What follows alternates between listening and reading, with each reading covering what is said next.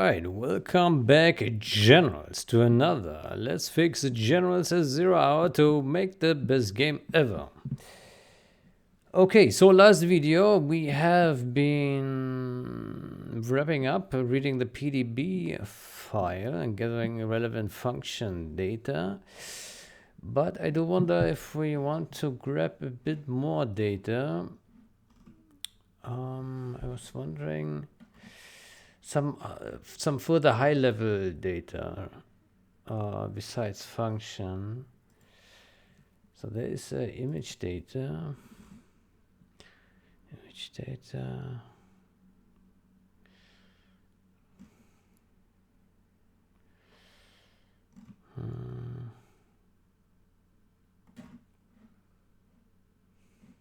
Image base, relative.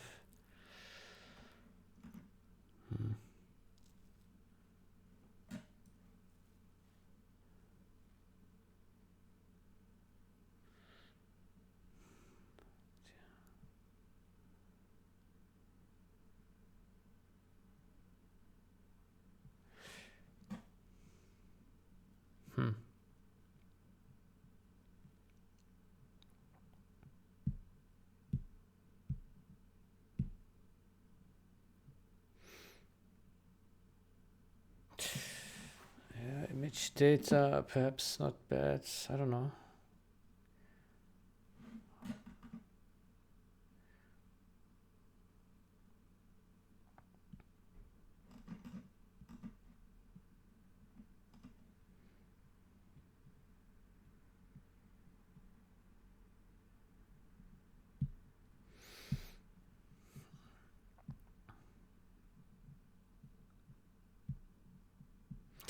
There's comp pointer.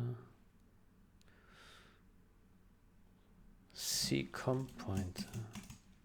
I do wonder.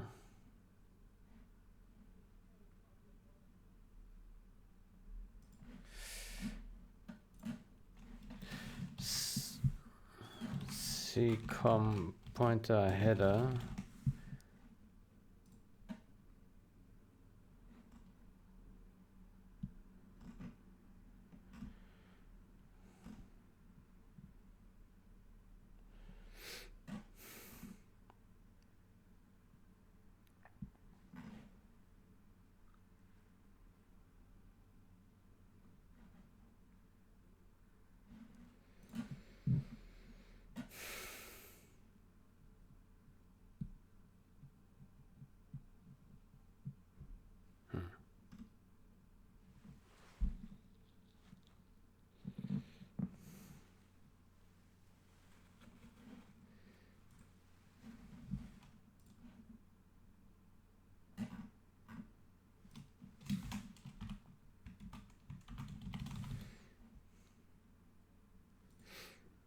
So if we made this peer-to-peer session,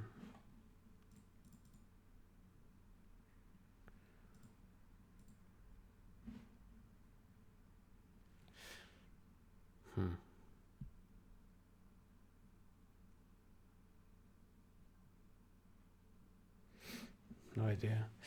Okay, this image data thingy.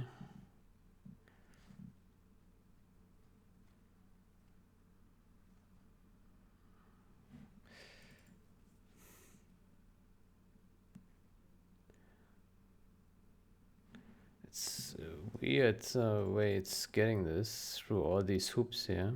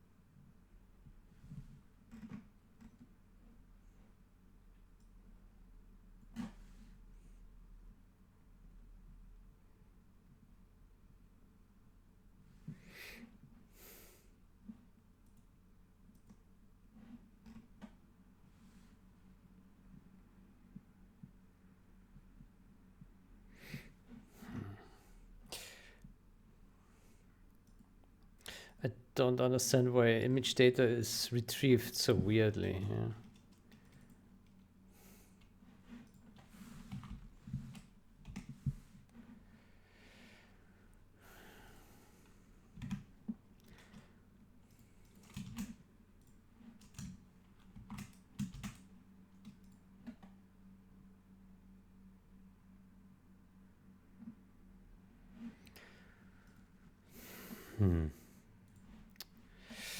I don't know.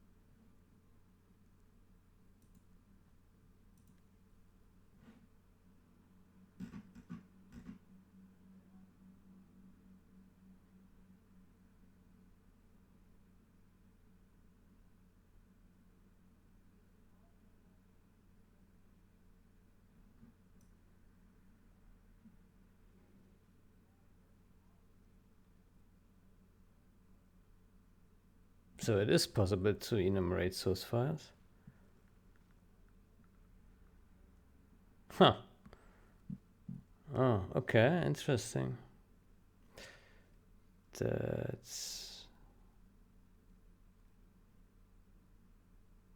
okay. Let's take this here.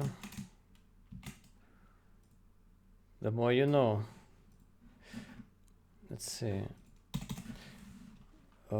Bool reads source files.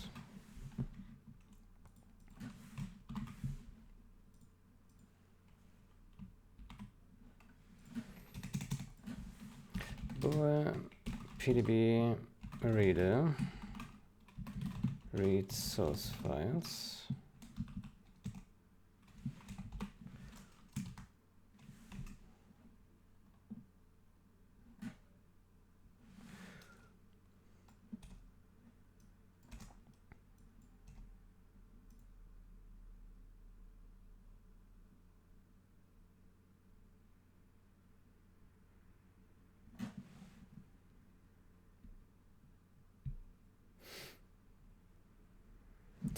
What?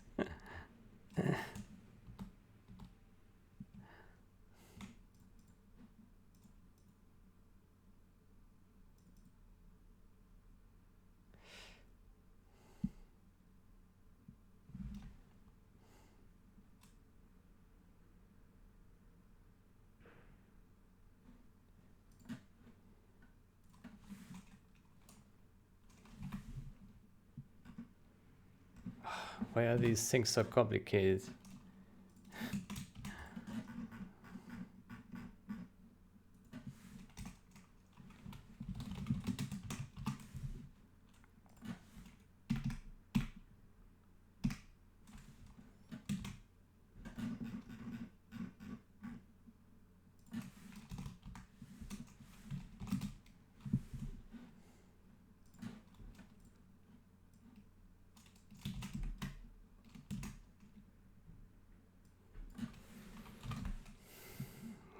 Get enum source files.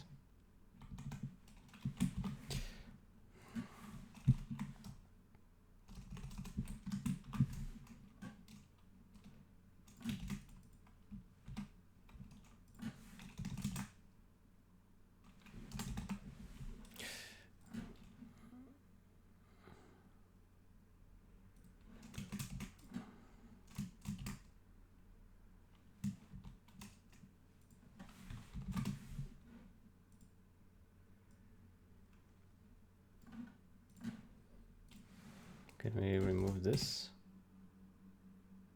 No.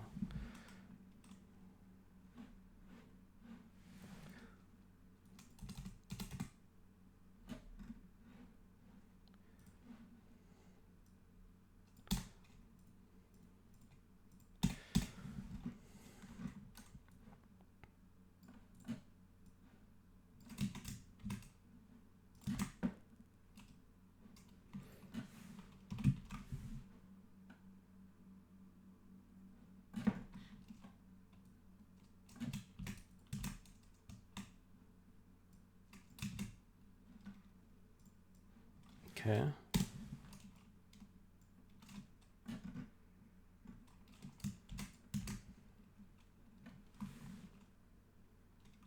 P enum source files. If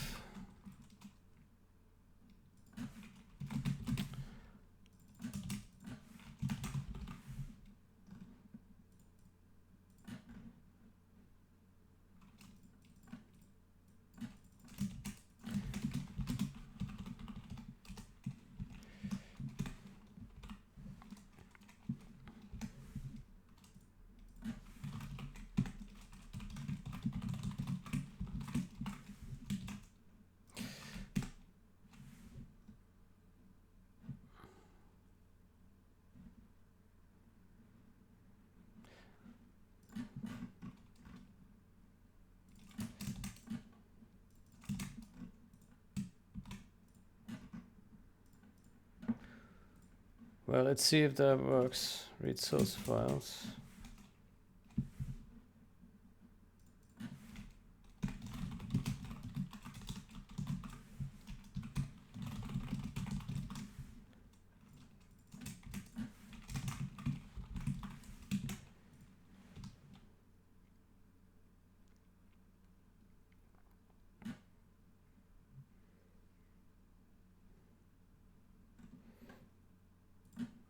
Let's see.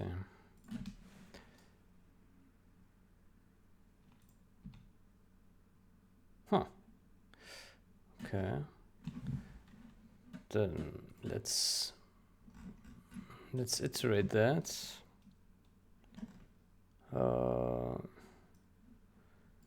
Guess like this.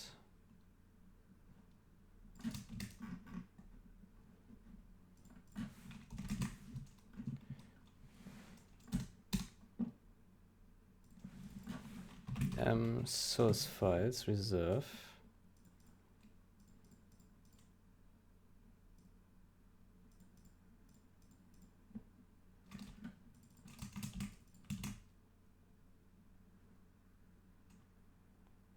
Huh. Okay, dir source file, p source file. While succeeded. Let's see. P source files release. Well, that will be interesting.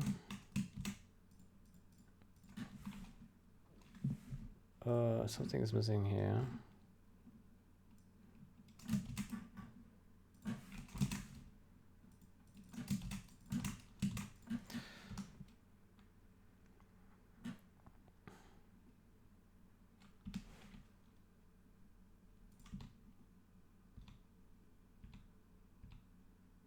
"33.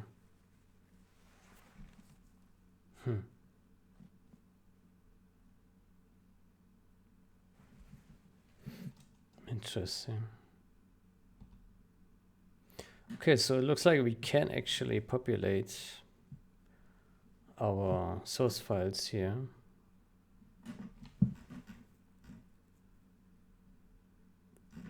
Okay.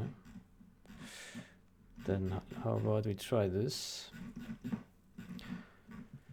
So we don't do it here. Compilant info.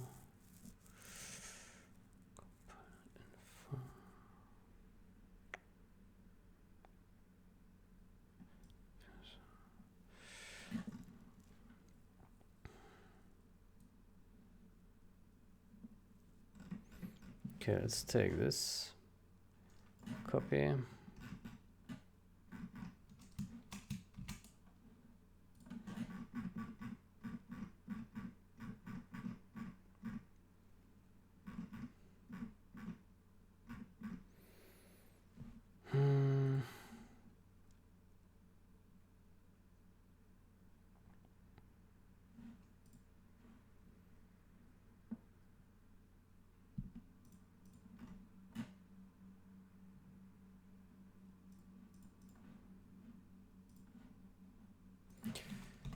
Voids PDB reader reads source file to for now.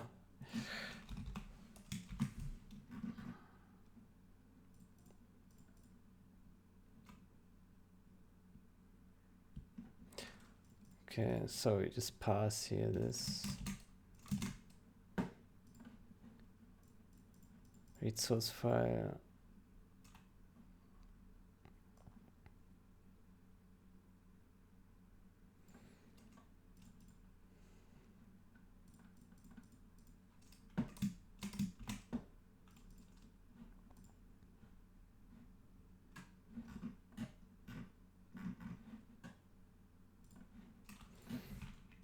Let's move this up here.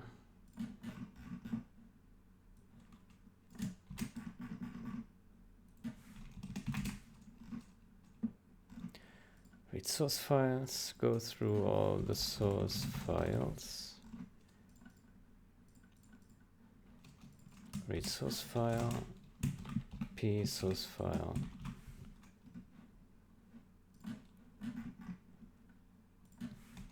Voids reads source file.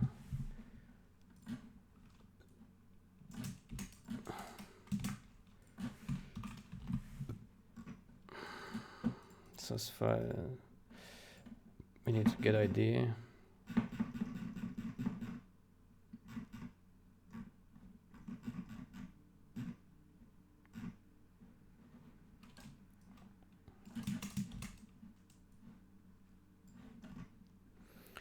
The question is, does this give us any big advantage? Well, let's clean our way.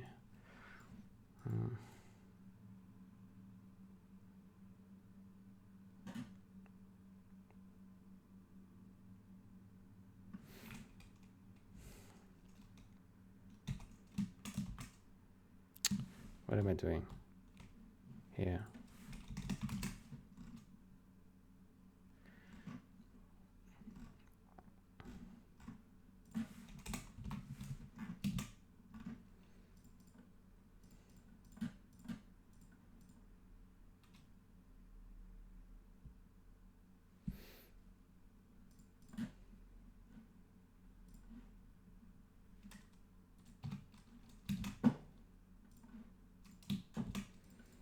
Okay, let's put a breakpoint here.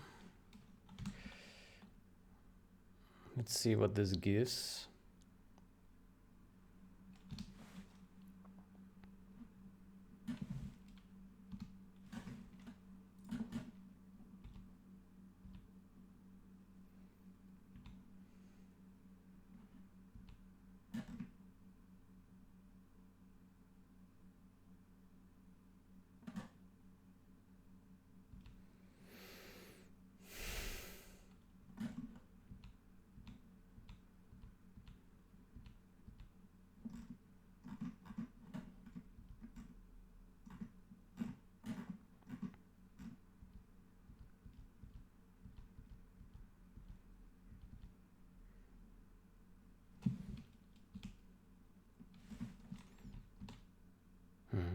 So I suspect, let's put a breakpoint here at the end.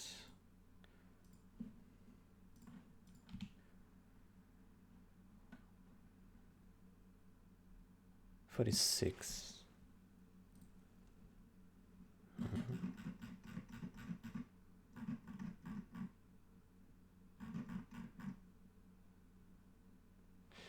Yeah.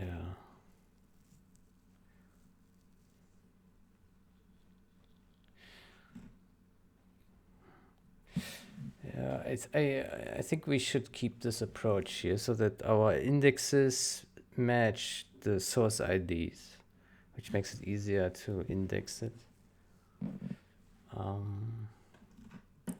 Yeah.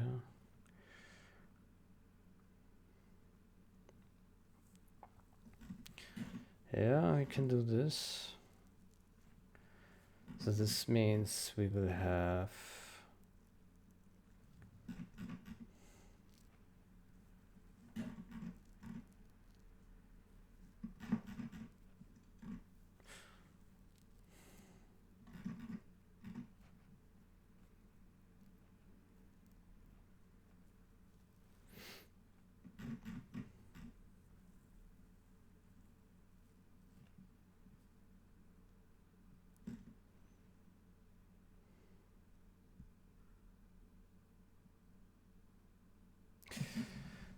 let's put a assert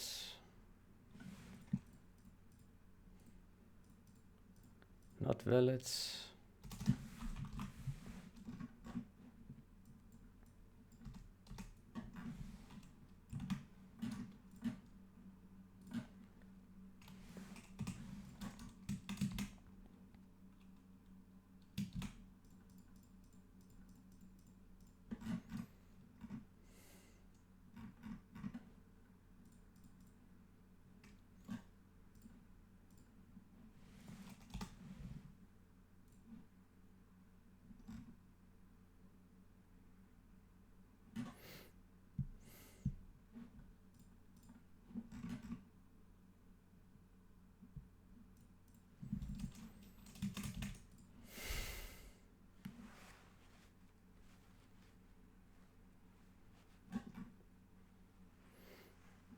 Yeah.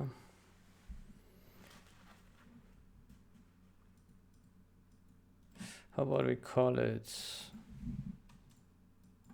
create source file?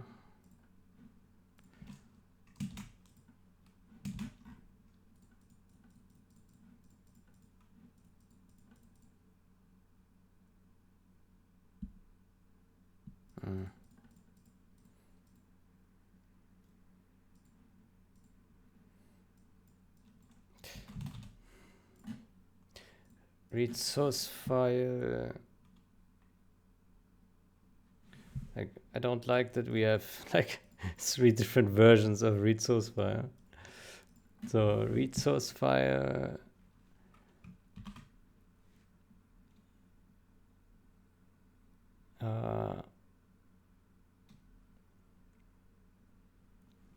Initial, how about that? Initial.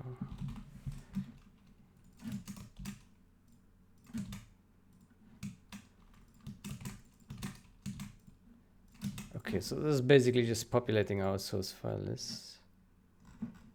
Okay, that's fair.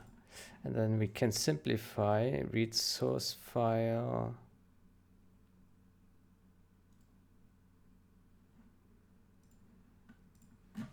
for compilants.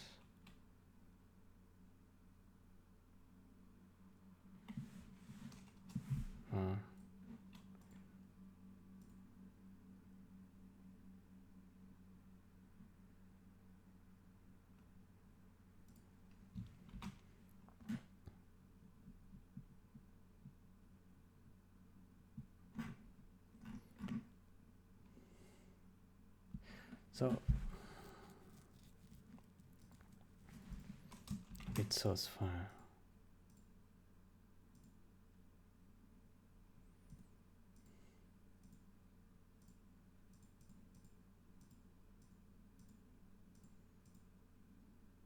Here.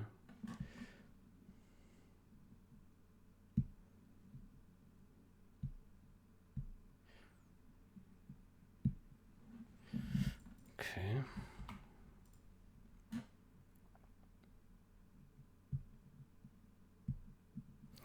Okay, so we can remove this comment.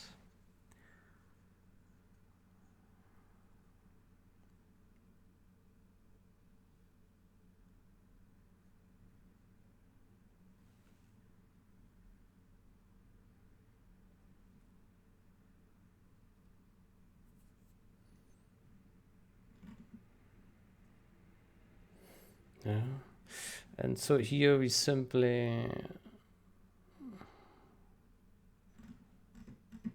remove this stuff.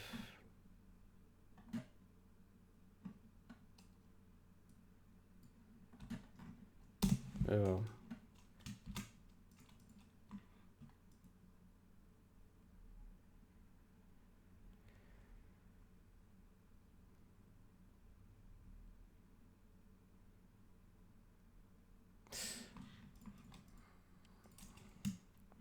Read source file from line.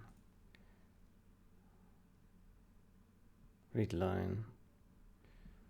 Source file from line.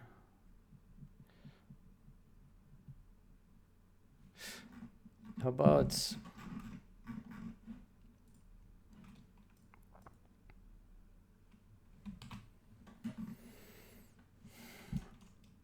about we put this here?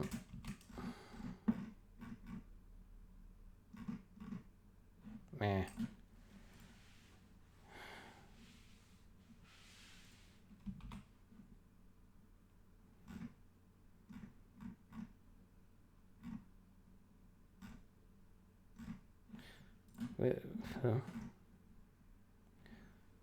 Where's the read lines function?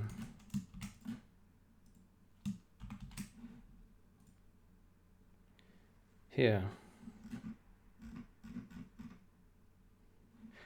So how about we copy this stuff here? Well, let's just copy the whole thing. I copy it in here, but we remove this,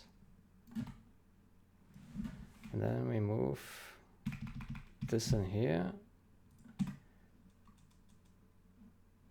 and then we pass p source, and then we rename this to read source file for function.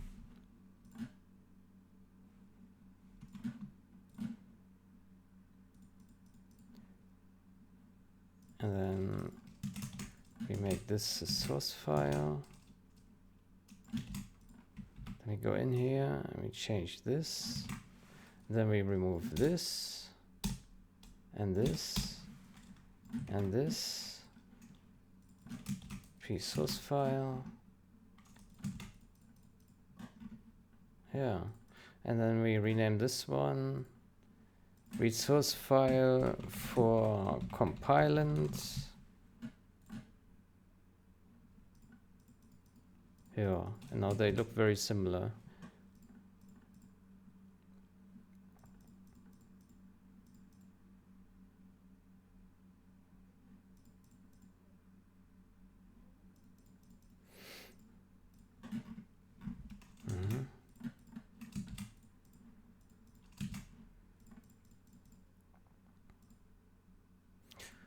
Yeah, maybe that's a little bit better. Yeah.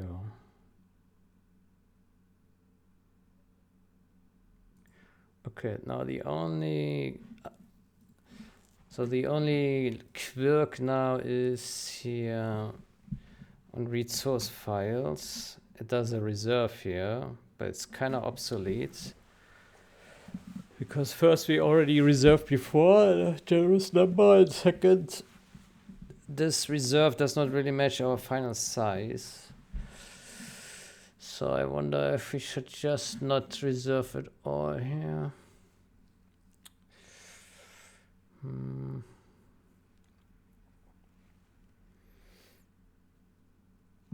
Yeah. Yeah, let's remove the reservation.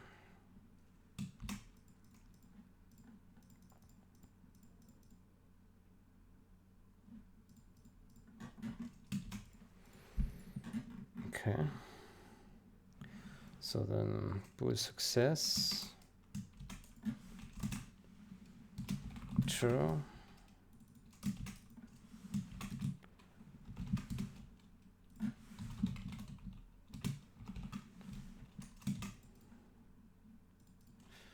Okay. Let's see if that works.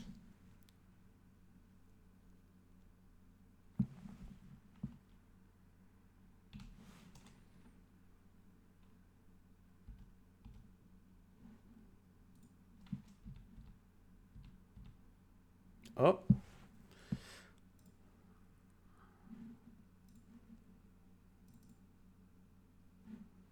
We hit an assert or something.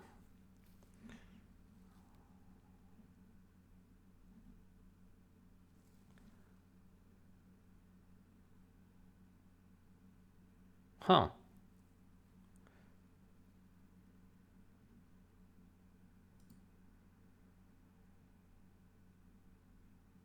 Okay, interesting. So we actually get a different source ID here. Like more than what we actually have. Okay, that's interesting.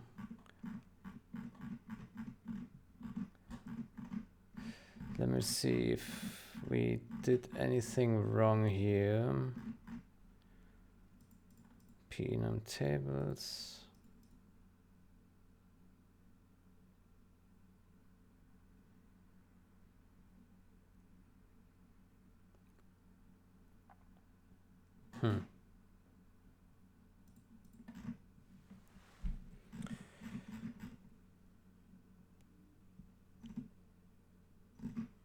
Well, there is... I don't know what other way there is to change this here. Enum tables.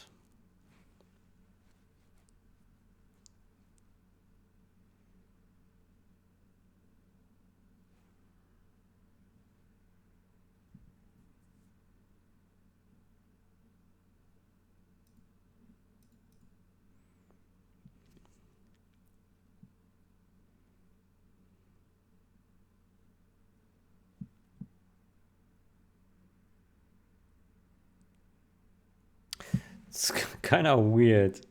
Okay, so let's see what's... so our source files has a bunch of...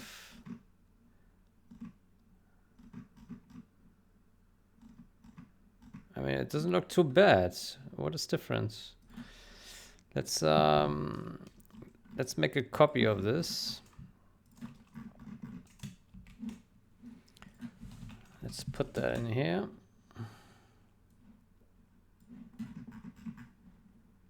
Yeah. Okay, then we stop this. Then we go to Git.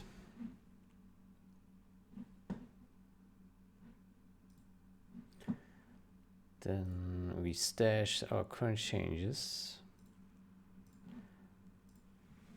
We compile.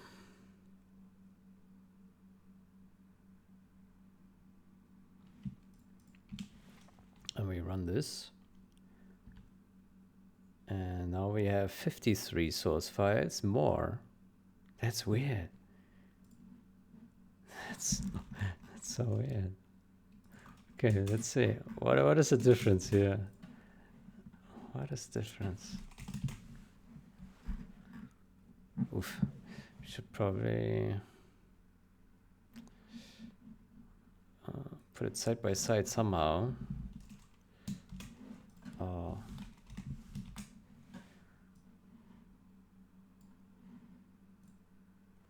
Yeah. Guess. Okay, so... okay, so main is same. Unicode string. Oof. Okay, so this is 18 Unicode string, and here as well. Okay, what do we have here at the bottom? Okay, 43 is...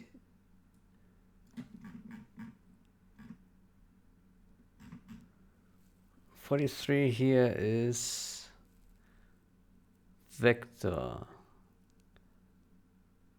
And here it's game memory.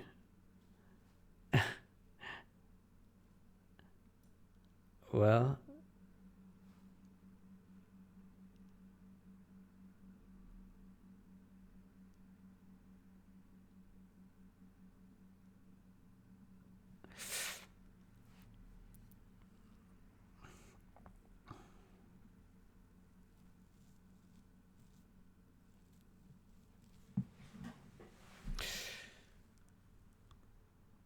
Yeah, I think it's weird. I guess so. So the indices are at different positions. Vector.h here is at 23, and here it's at 43. So it looks like we cannot trust those indices. That's wild.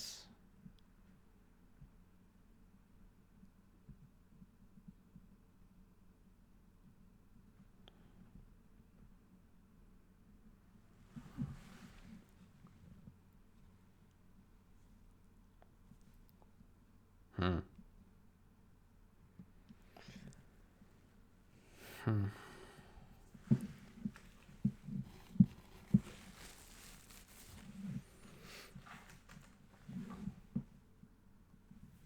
Hmm.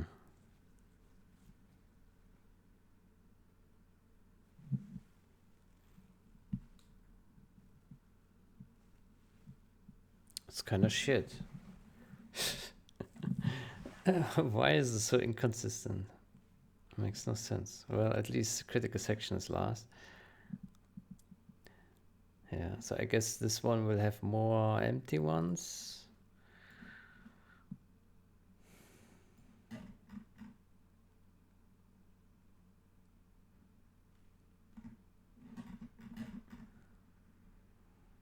Weapon.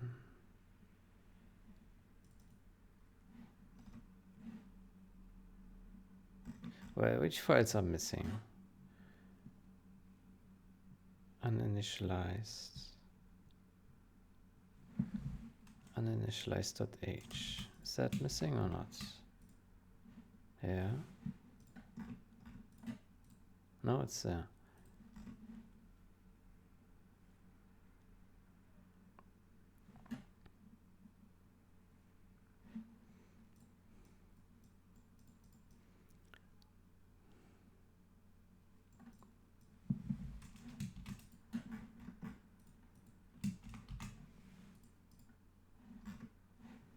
I don't know what to think of this. To me, this looks like the document indices are unstable, or IDs.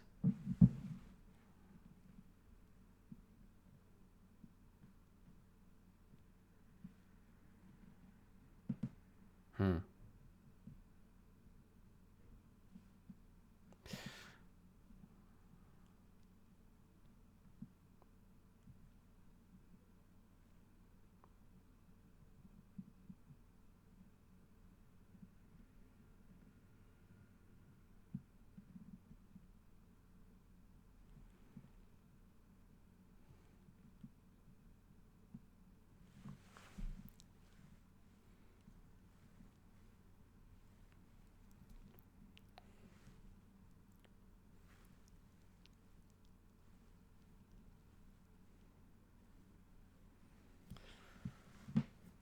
Well, I mean, if it doesn't work with this new method, then I guess we just drop it. Yeah. I mean, the way we currently have it is not super elegant, but at least it works. This one, I don't know what to think of these unique IDs. That's really weird. Like they shouldn't be different each time. You use a different enumeration. That kind of defeats the purpose, or doesn't it? But maybe this indicates that we have to build our own indices. Yeah.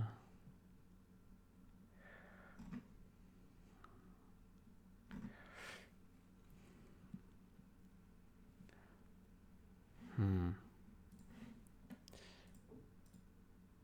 I don't like this unstableness. So perhaps what we do need.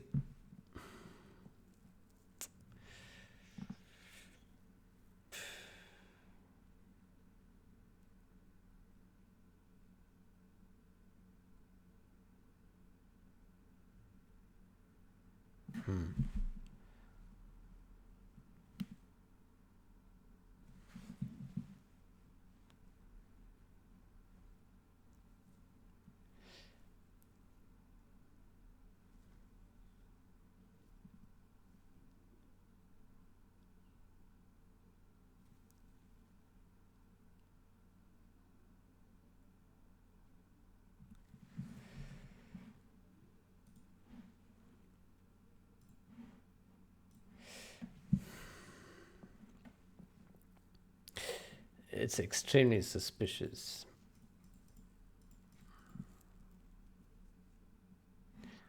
Extremely suspicious.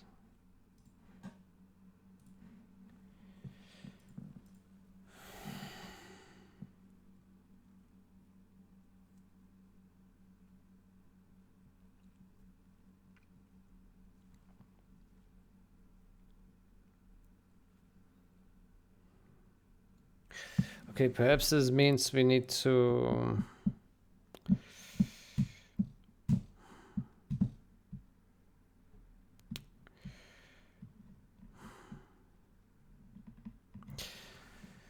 perhaps it needs, then we need lookup tables. Shit.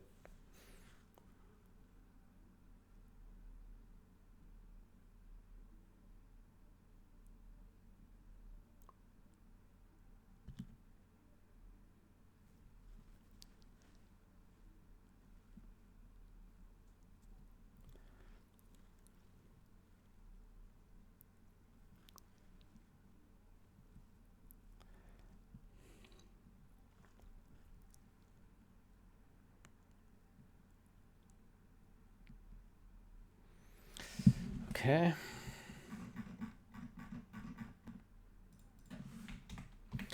Includes unordered map.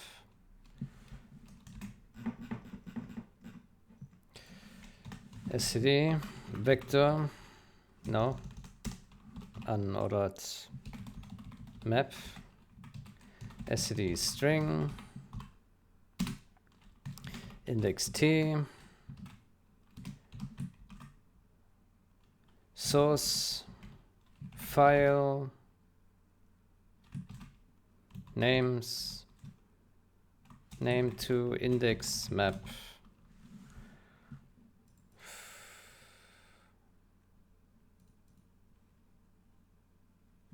Source file info. Yeah, I mean, the ID as we have established is not reliable.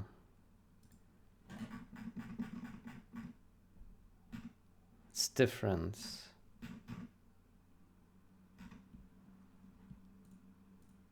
Unique ID is not unique. Unique ID is random ID, I would say. Get random ID.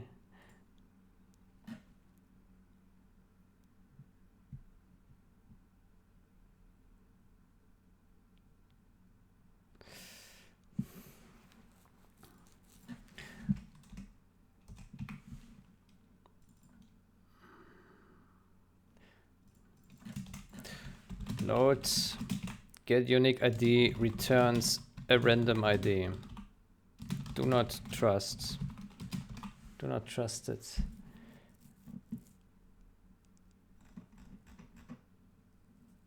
Okay, so we need a source file name to index map. So what we do instead is first we go back in here. Enum source files, get count, long,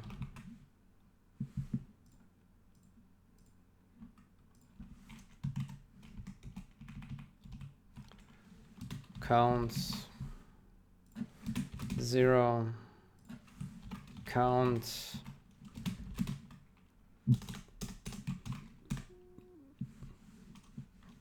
mp,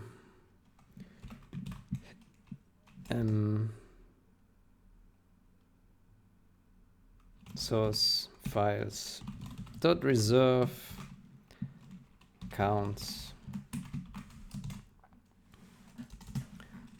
Okay, then we comment out this one and this one, and then here we comment out all this and this, and here we put m source files dot m placeback, m source files dot back, and then get file name, and then we put m source index map file info name equals source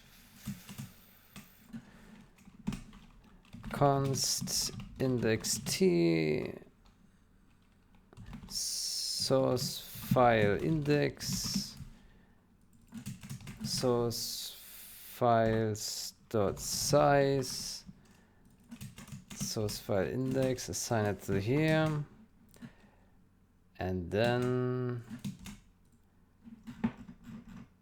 we go to our two functions here. Read source file for compiling. Let's see where this called. Here, source.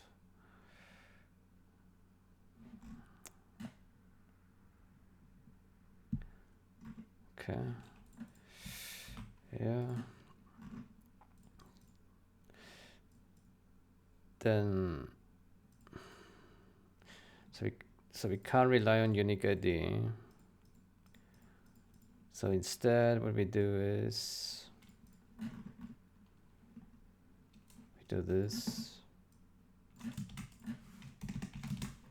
name source file get name. It's quite a long name though.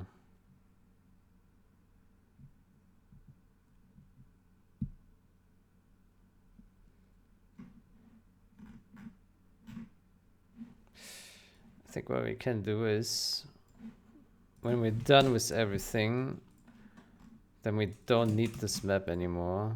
Then we can clean it.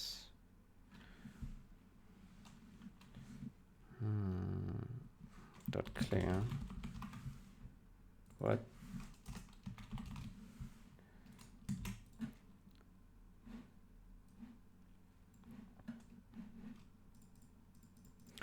Source file get name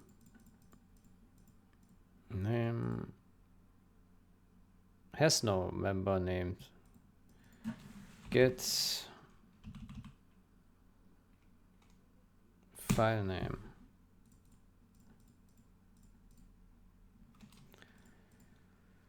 Okay.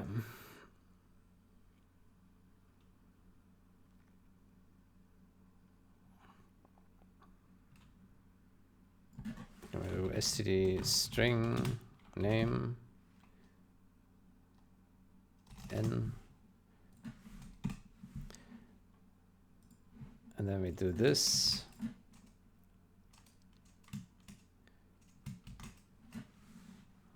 Dot find n, and then we do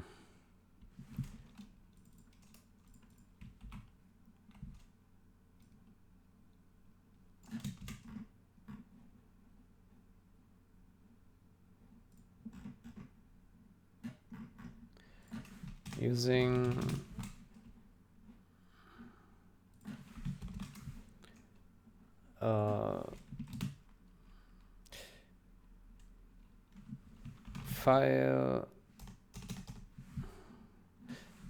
file name to, well, let's just string to index map t, right?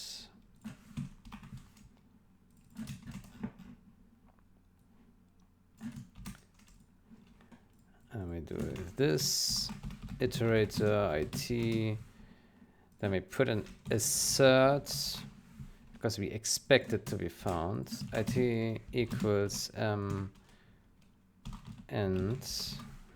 not equals and then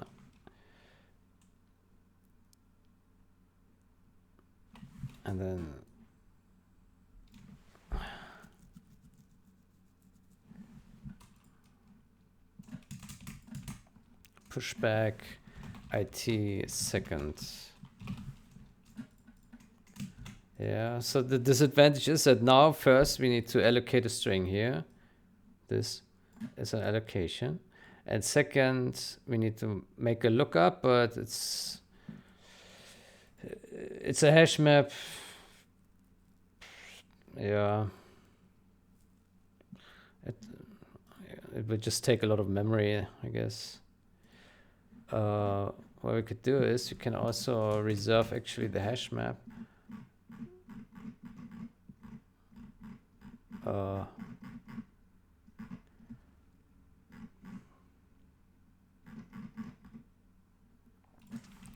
Source files reserve count.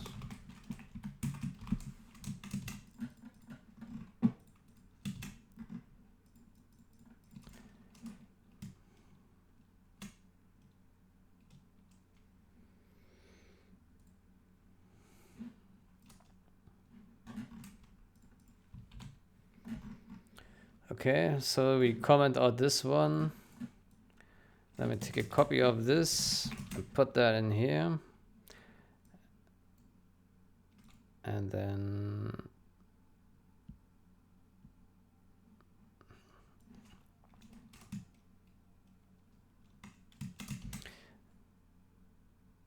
we put this here.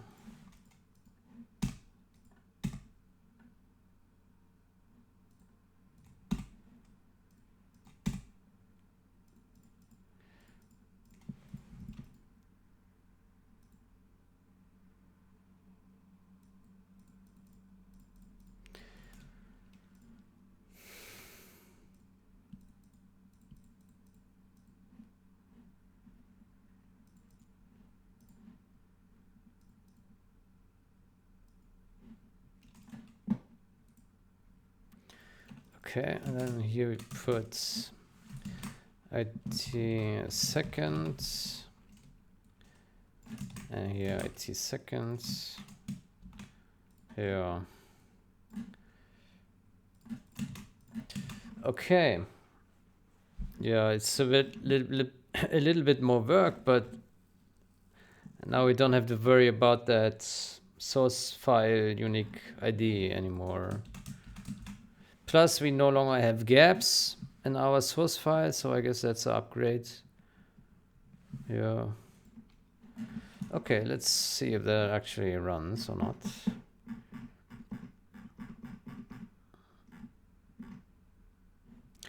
By the way, this means compilance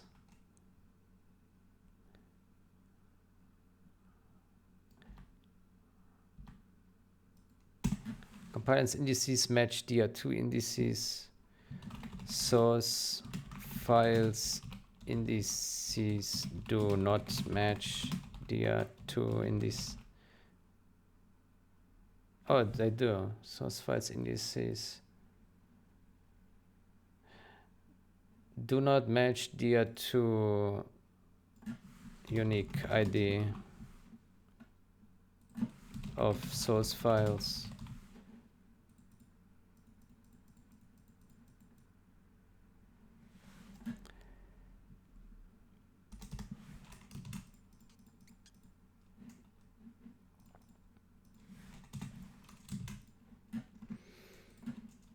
Okay, well, now we have a lookup table map. Okay, should still be fast if it works.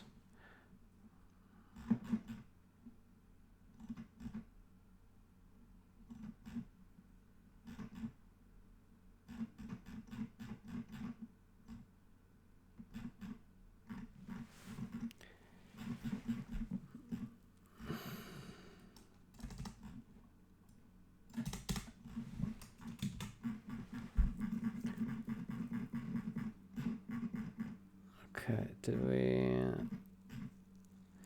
we clean up the code? Okay. Maybe. Let's see. So I put a breakpoint here. And let's see if that compiles. Oh, so you still get a... Huh. Ah, society. Uh-huh.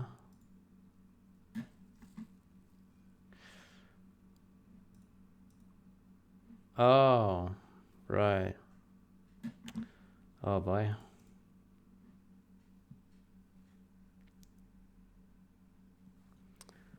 Well, that sucks. Read line.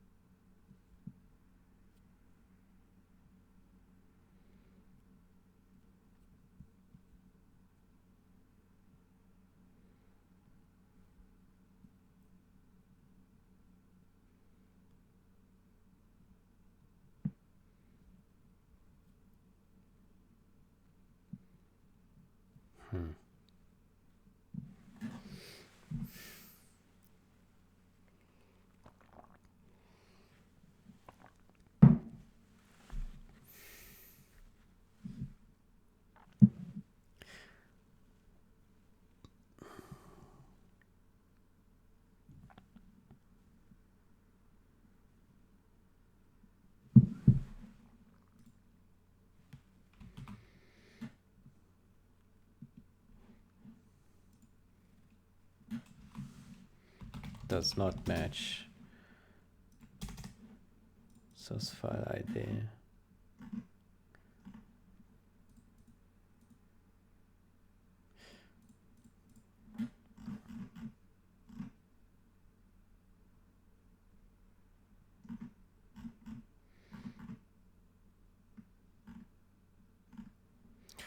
Let's add here UN32T unique ID. Let's put comments. It's not really unique.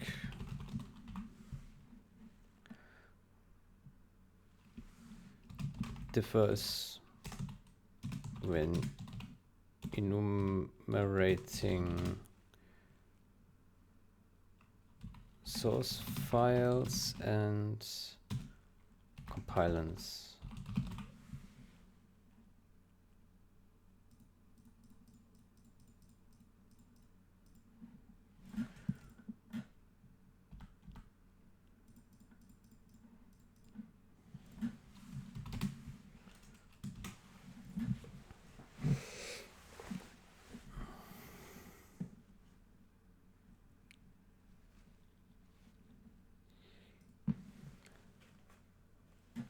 It's not so unique.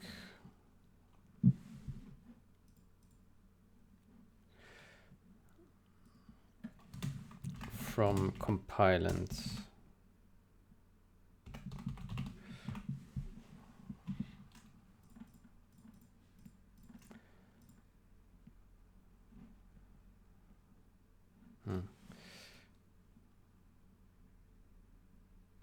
But I mean, if we can't do anything with this unique ID, then why bother with it?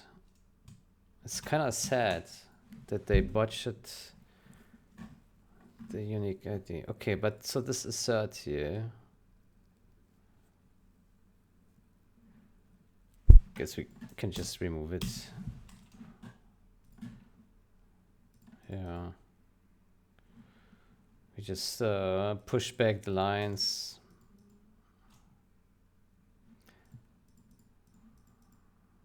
Let me remove this. Source file ID.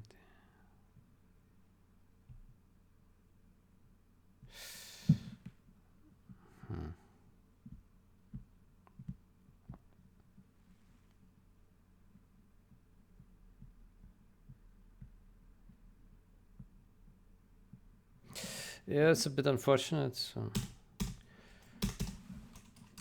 But I don't know, this API is weird, absolutely.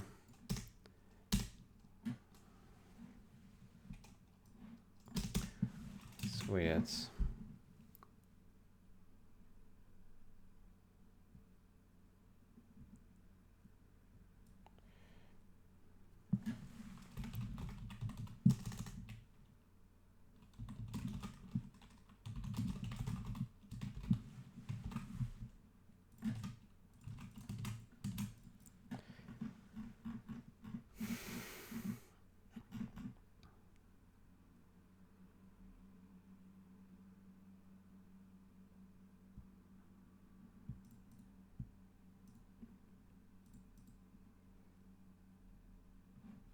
Okay, but then we can also remove this. Okay, no, I think it can be still, yeah. Okay.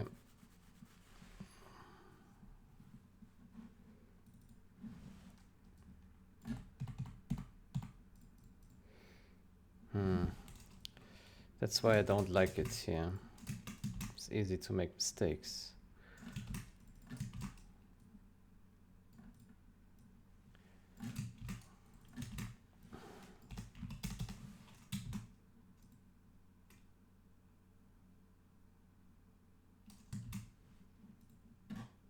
But this is hard to read.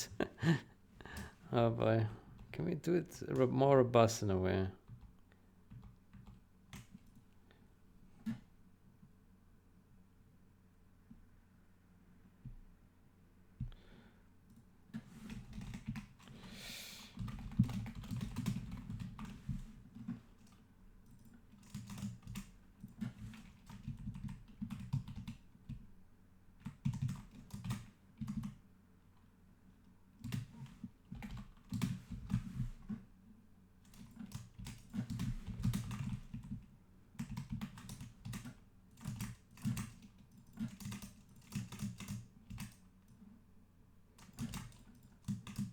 Yeah, this way.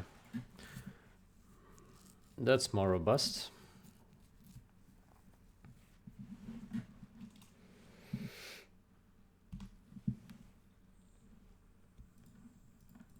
Okay, I have to say, in a way, the new code is also weird. The old code was also weird, but the new code is as well. It's better in some ways, but worse in others. Let's see if this runs through. Okay, now this succeeds. Let's take a look at our results. So now we got 33 clean function files without any gaps in between. So I guess that's an upgrade, yeah. And our compilers, then 32 compilers.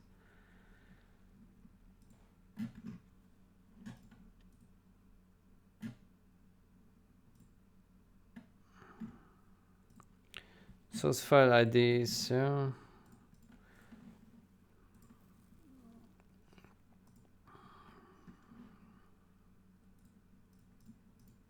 Yeah, it's all in there. Function IDs in there. Yeah, I guess we can do this.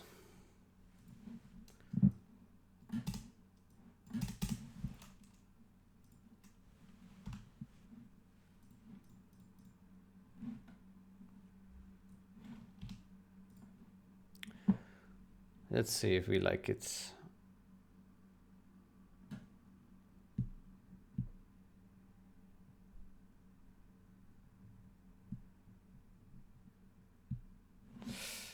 We should probably make a change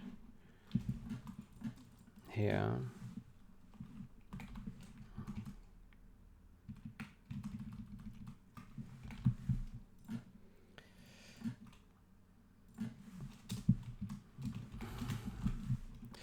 Because if this would fail, then this would catastrophically fail eventually. So let's do it like this.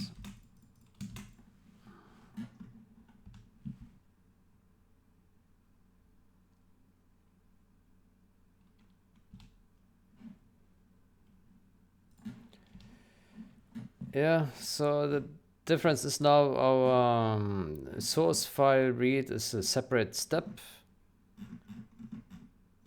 It's getting populated. And it no longer has gaps. The unique IDs don't match anything. And then read source file for compilant and function is now using this map.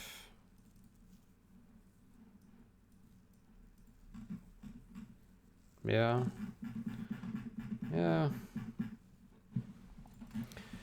Change the way source files are populated to begin with.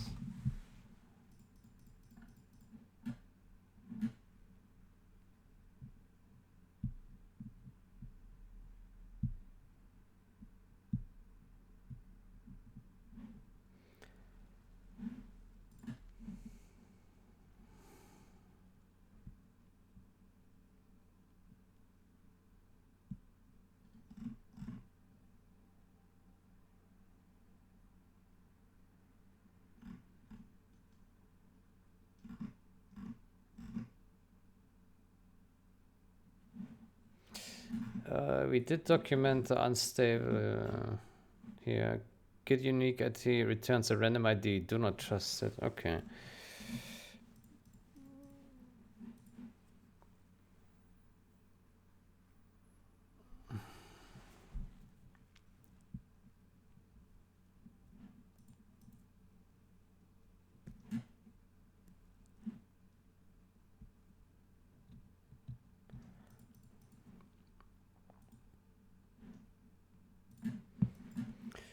Good. Stage that crap.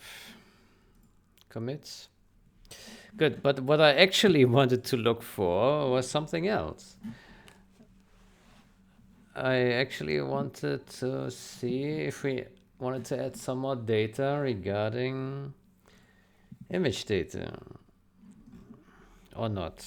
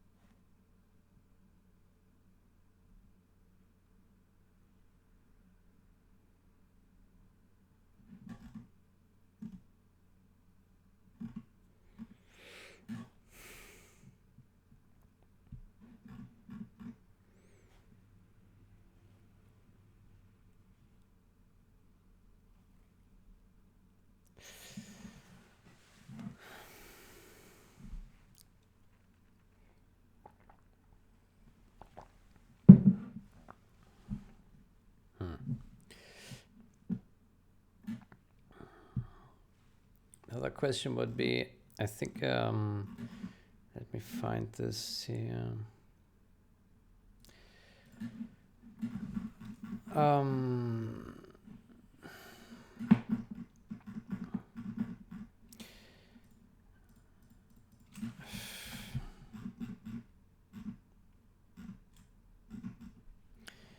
The compilant. Oh.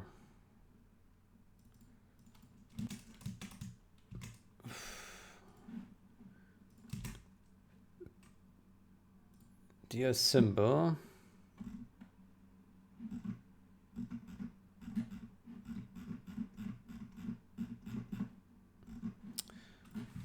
compilant here. So there is symbol for the exe file.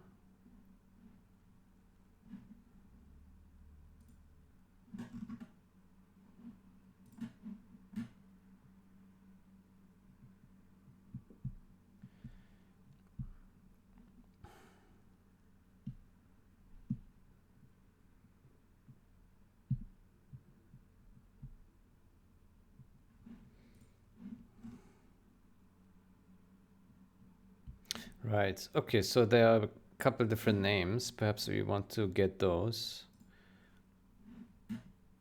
So in our compilant, we have a name, we have a library name and a source file name.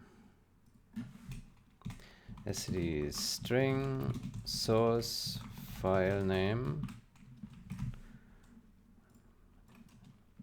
Yeah, let's also get the comments here. File name of the compilants.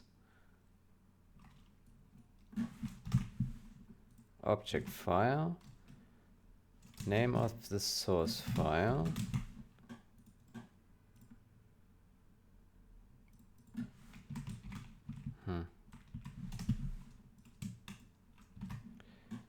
And std string library name. Oops.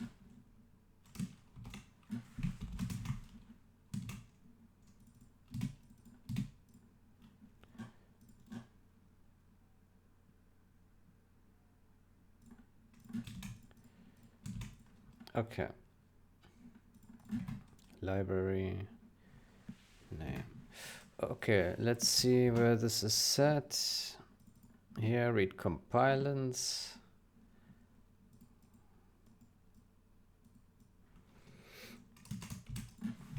Let's put here 2 copies. And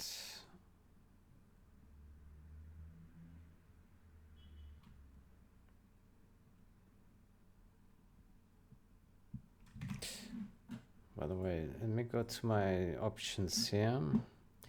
Text editor, C++, code style, formatting.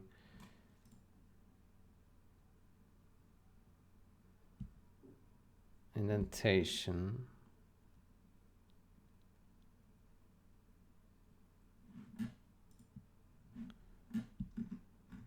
When I paste, indent but do not format. Well, that's never happening. Like when I paste here. Oh, it did. Okay, well, this time. Good. Get. What was it? Source file name. And library name. Library name. And source file name.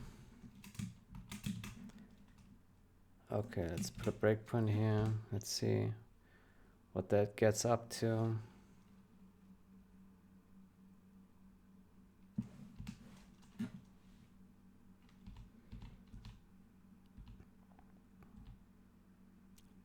Okay, that doesn't read.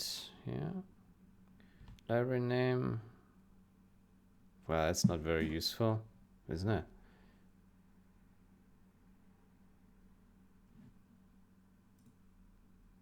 It's the same. Okay, let's forget about that then. Let's go to our files. Then I would say we revert these. And we revert this here. Good. Let's go with what we have now. All right, so next step, we want to dump those information that we currently have into JSON format, similar to what the executable thingy does. So this has dump symbols, load sections, dump sections, load objects.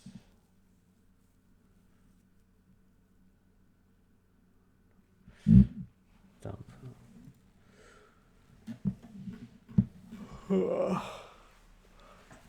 Dump sections. Well, might as well add some additional loads. Dump objects. Loads objects from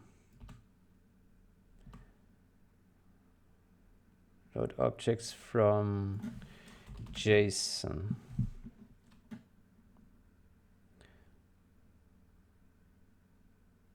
Why do we even need this? I mean, it's so self-explanatory, right? Just remove it. Some documentation is just confusing. Okay, I think this is much simpler to read now. Yeah, better than the documentation. Good. So we want something similar to this here. Let's see how this is done. Load, dump, pushback, similar. Okay. Yeah. So I guess what we do is we use the same style here. And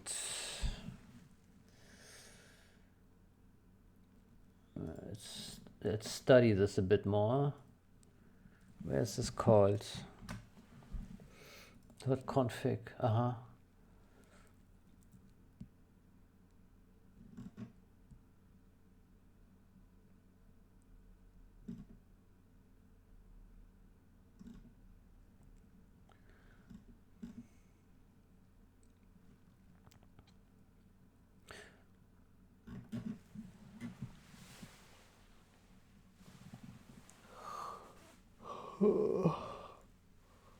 Okay, one moment.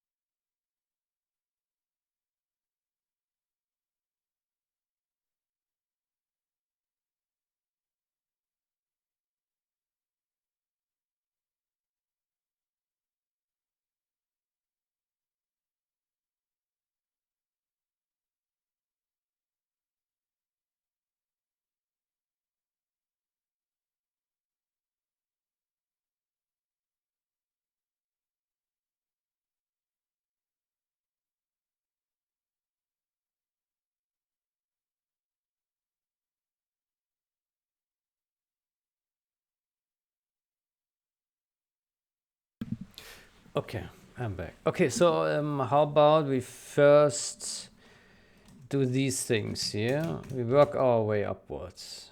Yeah. Okay, so we need to learn how to interact with this thing. Just copy. Okay, so we have read symbols. Read public function. Okay, let's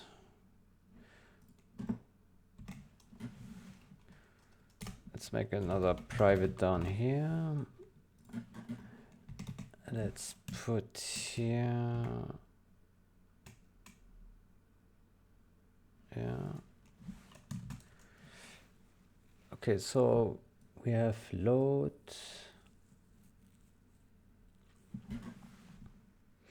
Loads.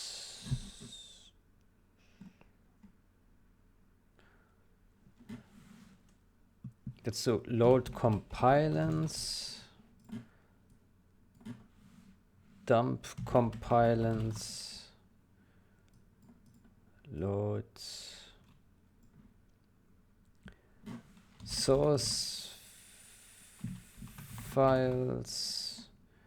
Dump source files and functions. Yeah.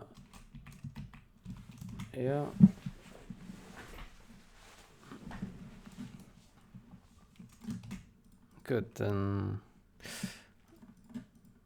why don't we? Yeah, I think it's fine. Let's go down here, read line, put this.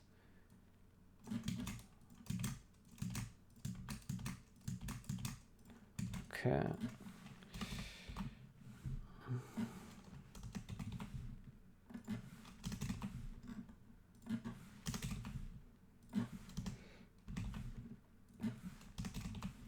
Okay, so we want to dump symbols. Let's see.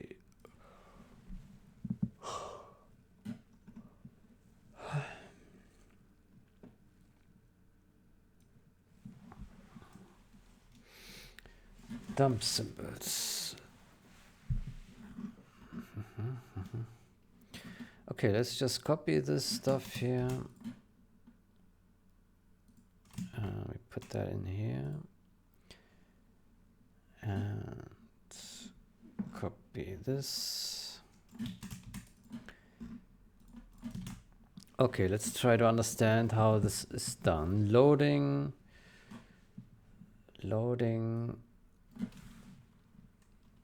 PDB compilance, saving PDB compilance. Why don't we just use save? Why do we have to use dump? Call it save. It's much more gentle. Load and save, not dump.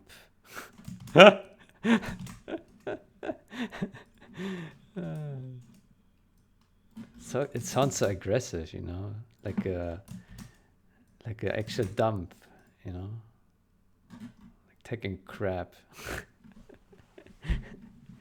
Okay, load compilance. So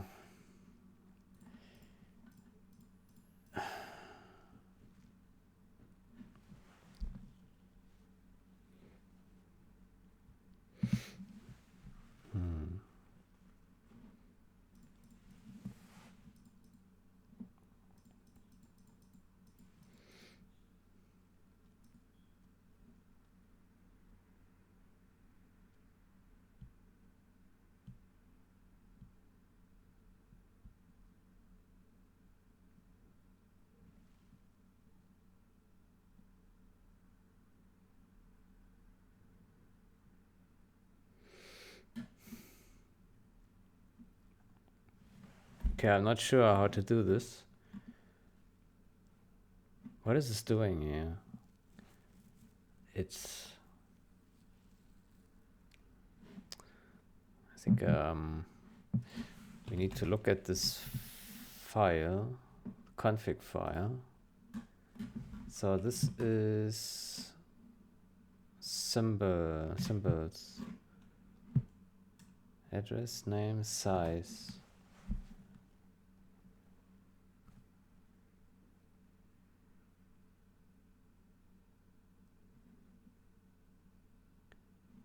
Loading. I see. Okay, so this is about loading, right?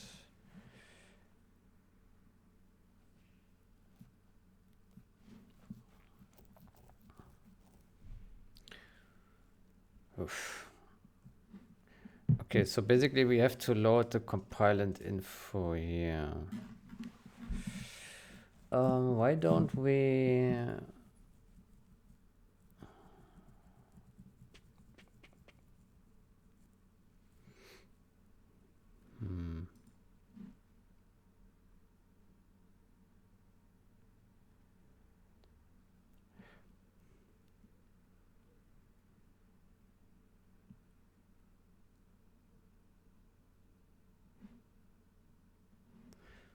Yeah, okay.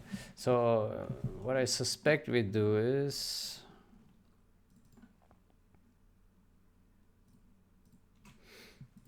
I don't wonder if we should make it like a function in here.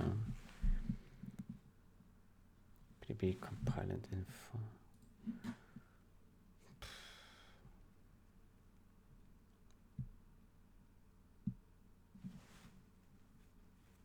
Maybe.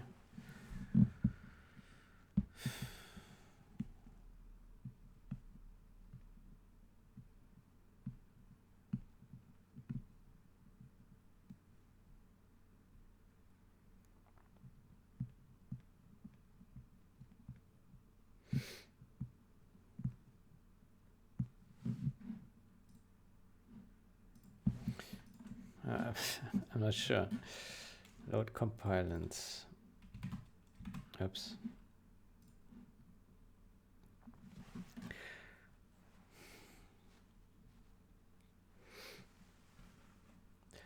Okay, so JS. PV.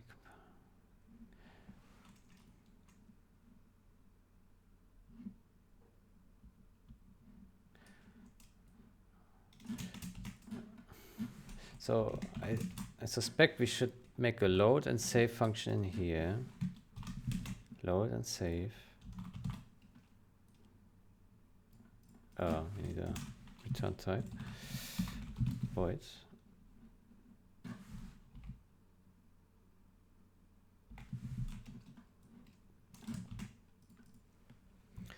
Compilant info.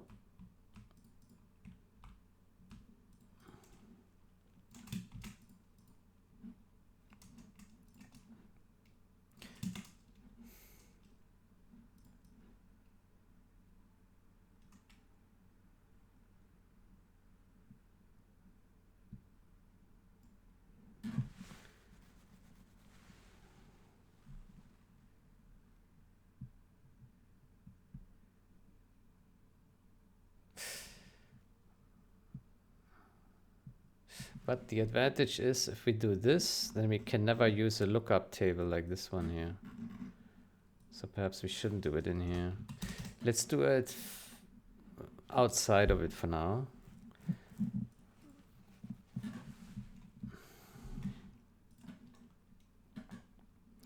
So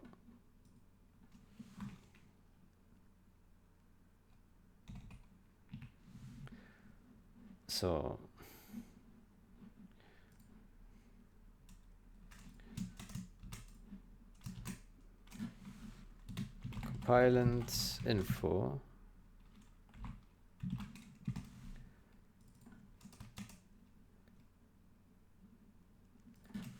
it add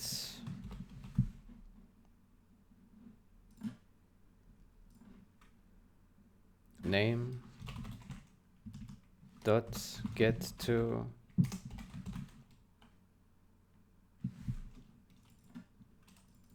compilant info dot name. I guess that's how it's done.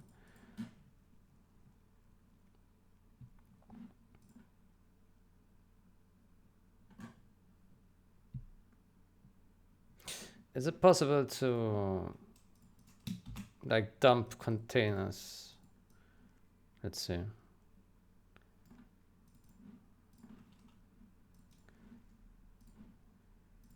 Source file IDs.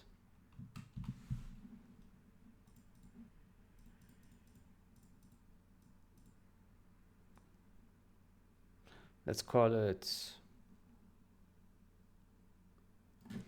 file IDs. of file indices.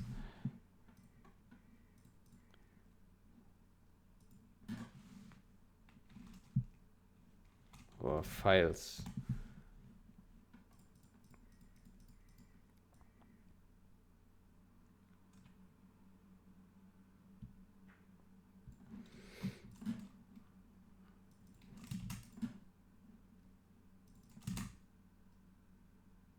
Does accepted container.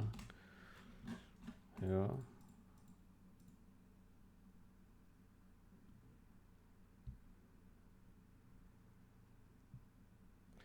And the other is function IDs. Functions.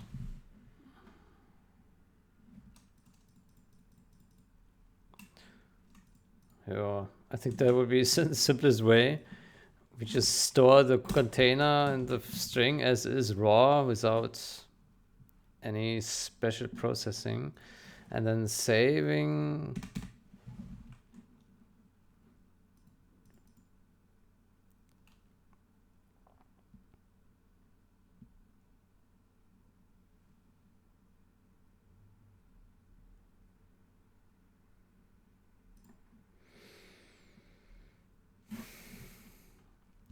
for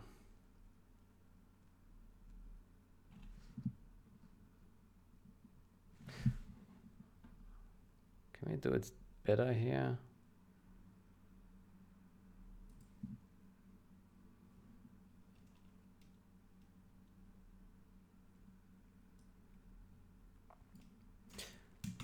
Can we perhaps... Ah, by the way, we forgot something here.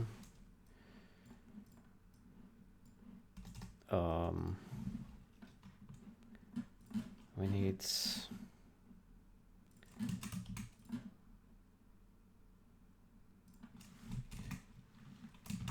mcompilance dot reserve js dot size.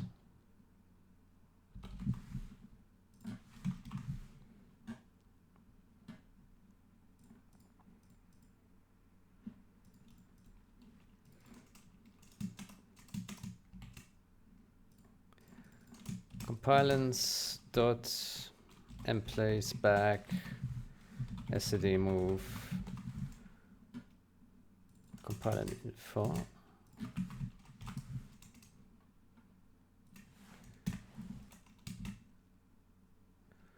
Yeah. I wonder if we can get away from this iterator approach here.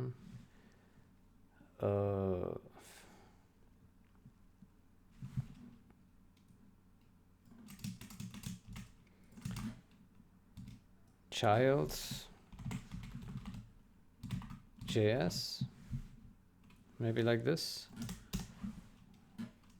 Yeah. Child. Yeah, I think that's better. Okay, that looks pretty simple. And then here we do the inverse for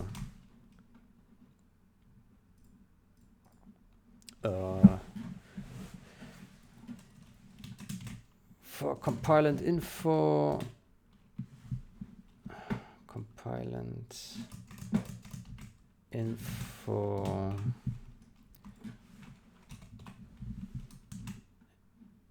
and here is just JS dot reserve. Is that possible?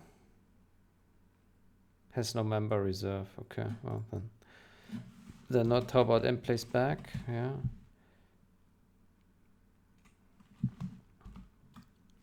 Mplace back. Okay. Name. Compilant info dot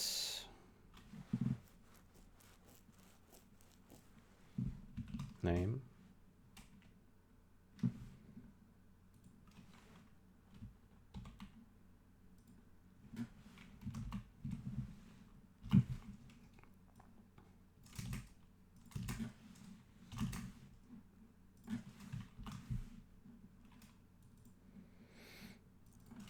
Files, functions.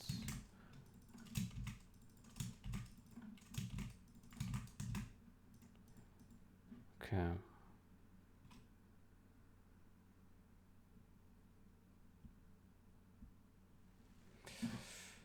Okay, that doesn't work. Why not?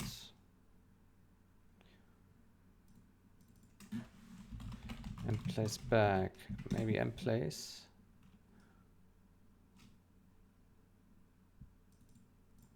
Emplace back.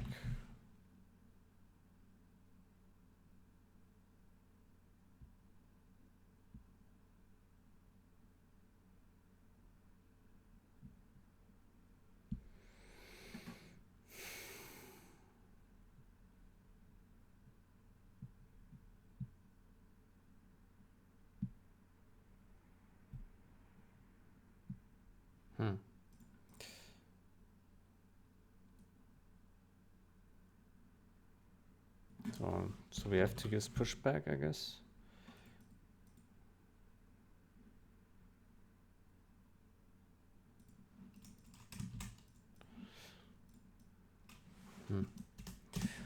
Okay.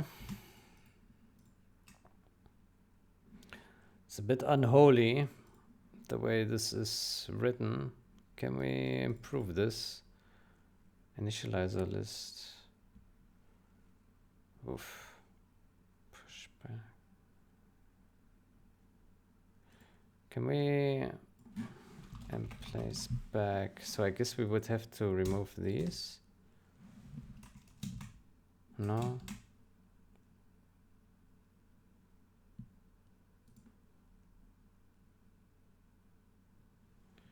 What does this take? Oops.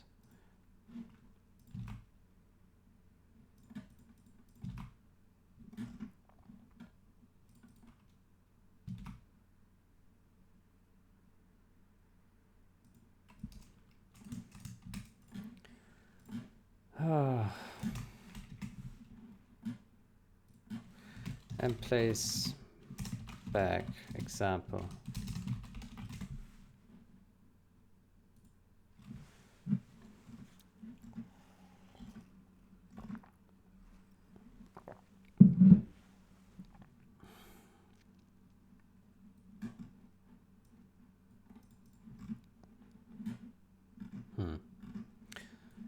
There's no example.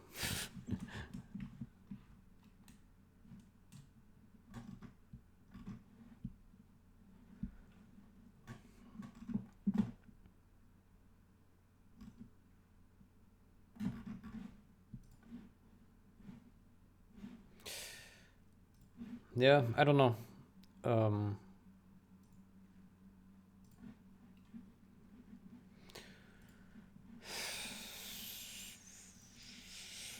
I don't know how we can like make this nicer. Emplace back expects arcs, but it complains because we don't know what we need to pass. The typical problem with templates. Emplace back.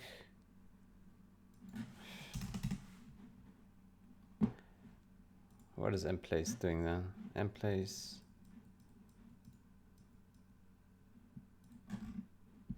It would be nice if they would put some example.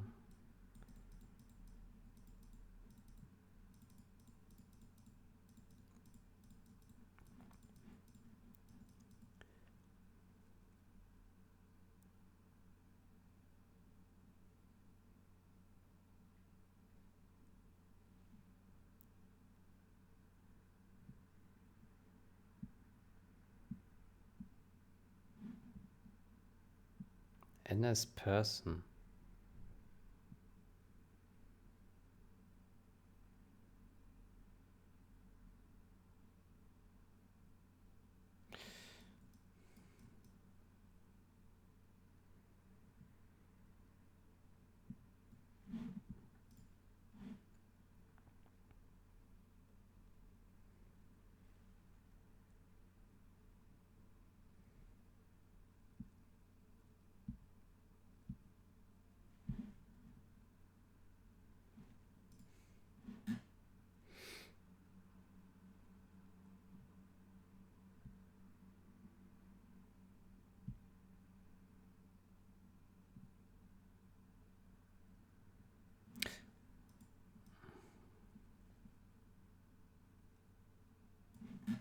Every type can be serialized in JSON. How does it do that? That's magic. Like here, it just assigns a person as is, and it's just in there. Okay, that's wild.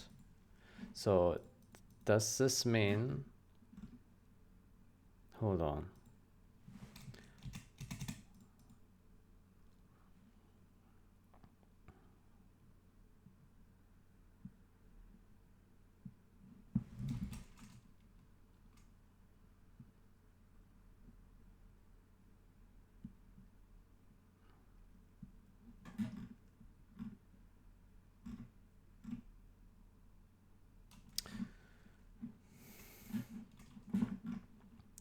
Let's go to our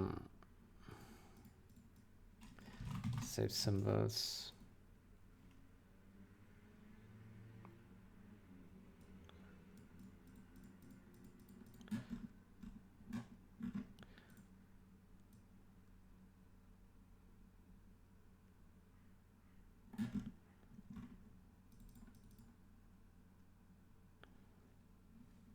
Let's call this load and this save. Ah.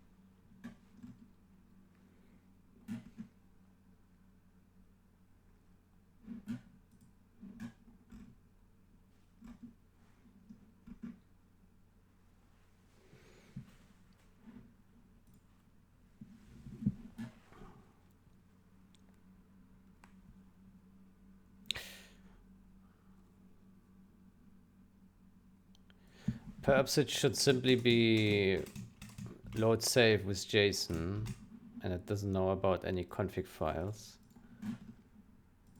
Load save.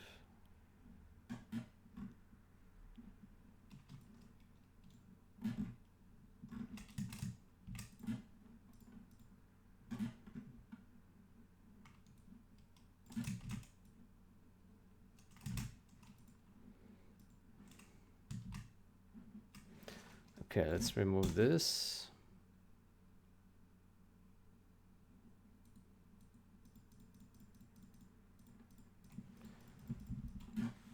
Maybe we rename this to JSON because we already have a load function.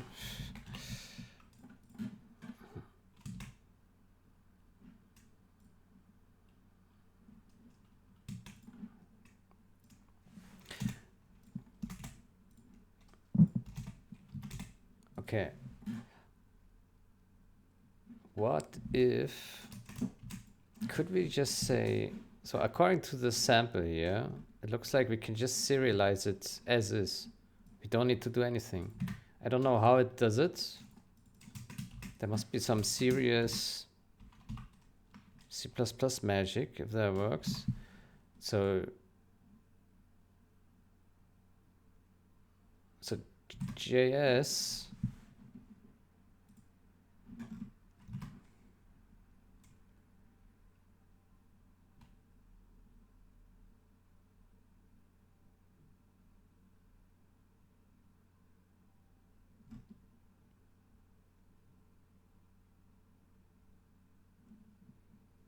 it works, but it's quite a lot of boilerplate.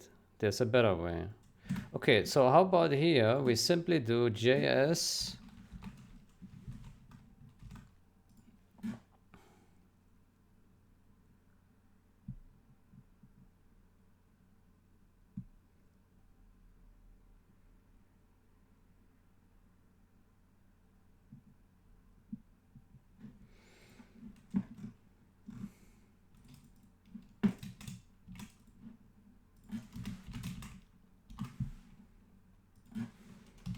compilants.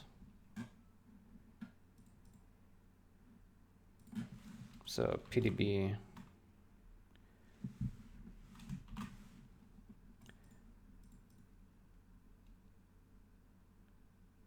aha, that doesn't work. Okay.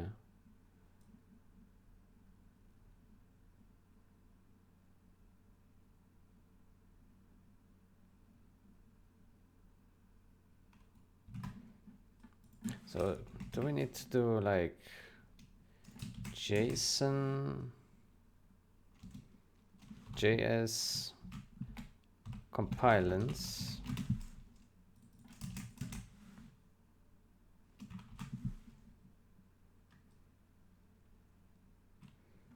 No, it doesn't work.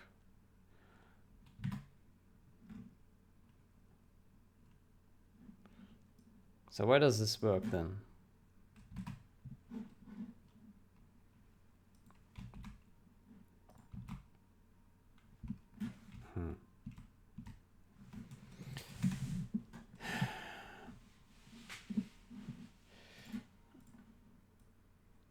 I don't understand why this would work here, but our example here does not.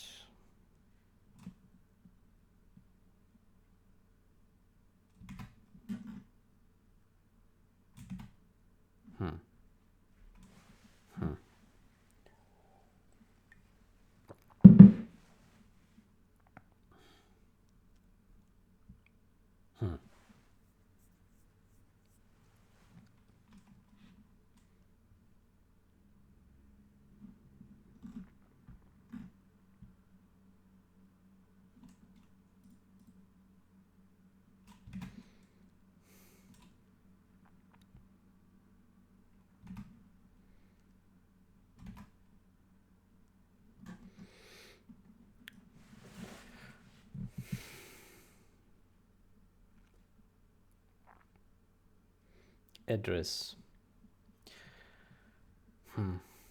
J. So here they just assigned the struct as is. That works.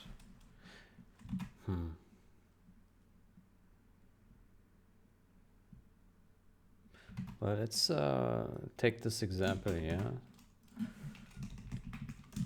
Struct person. Then we take this person. And then we do JSON this.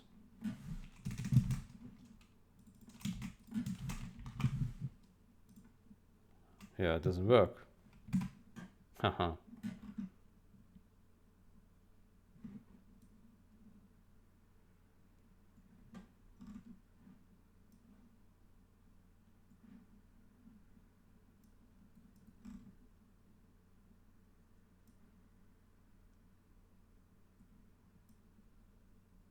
Oh, I see. You have to.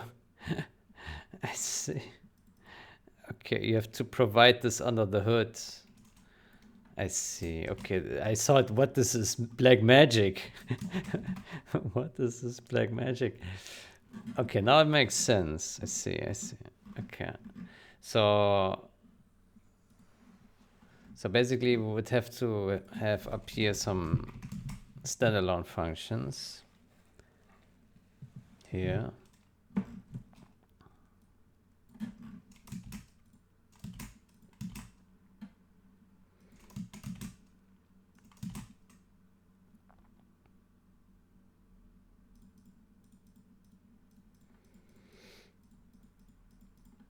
And then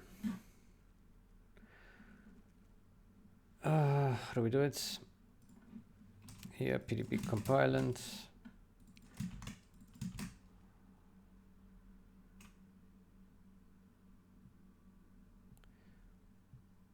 Yeah. And then name. Let's name this D for data.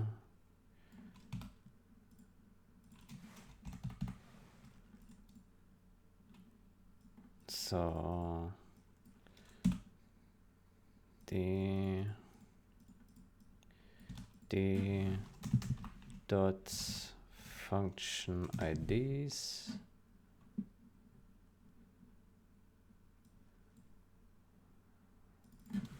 functions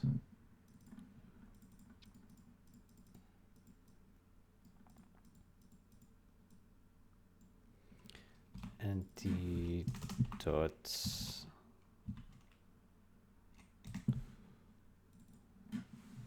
files.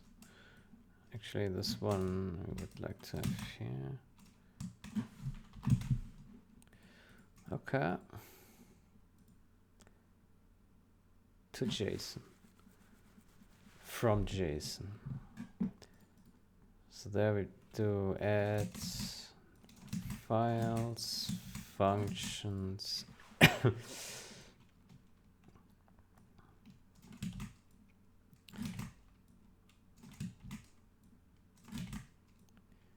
Function IDs. Okay.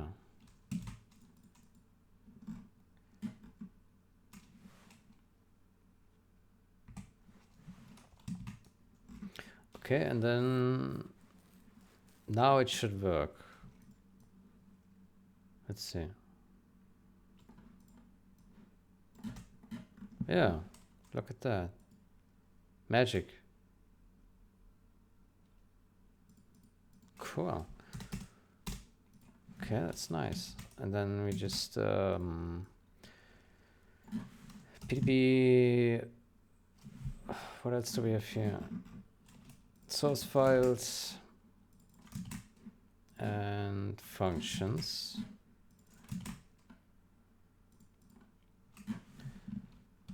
Source files, functions. Yeah, maybe we should call this source file IDs and this function IDs.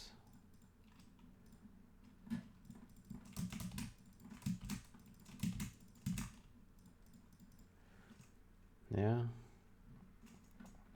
Okay, and then basically we do the same for the other types we have.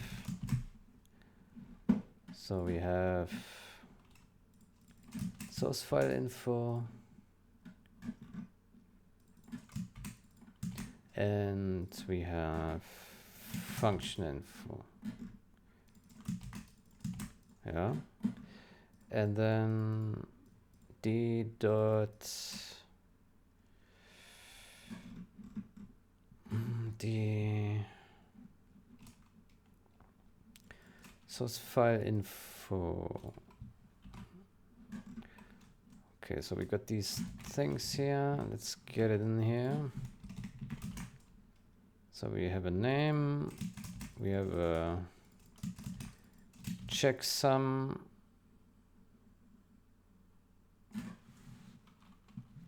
chk sum,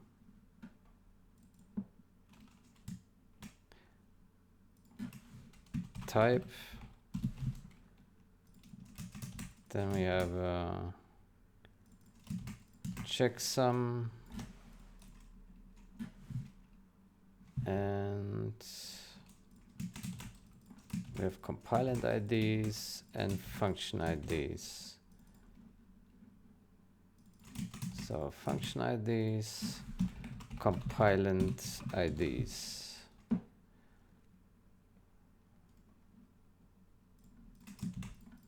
Yeah. Okay, that's beautiful. I really like this API. So simple. Wow. Magic. Well, C++ can be beautiful. I mean, working with DIA2 was not beautiful because it's a C API.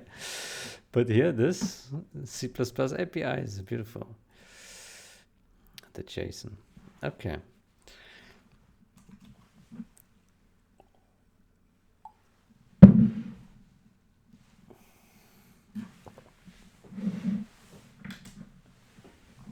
So from JSON, so here we need to do this. So we have name, checksum type, checksum, and compilant IDs and function IDs, and this, and checksum and checksum type, and that's done. Next, PDB file info. Let's get that. That has a little bit more data, but that's fine. Good. So we have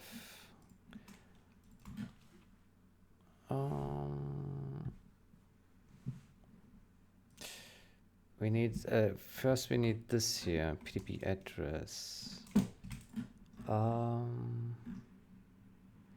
Let's create another copy here, and we have this thing. Let's put that up here for reference. So PDB address. So we have apps, virtual, rel virtual, section, and offset, and we have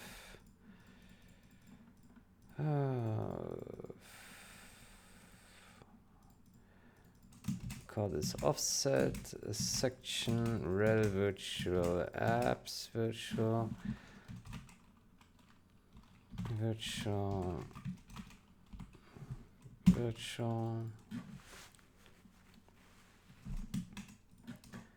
okay.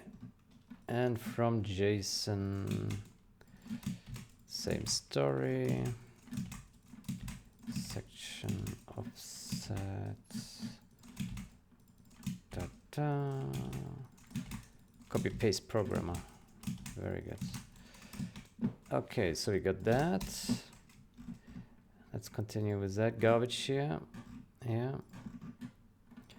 So we have source that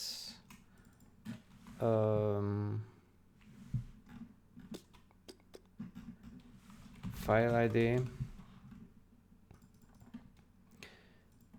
then compilant ID, then we have address, and debug start address, debug end address, length, call, decorated name, undecorated name, and global name. And we have another type here.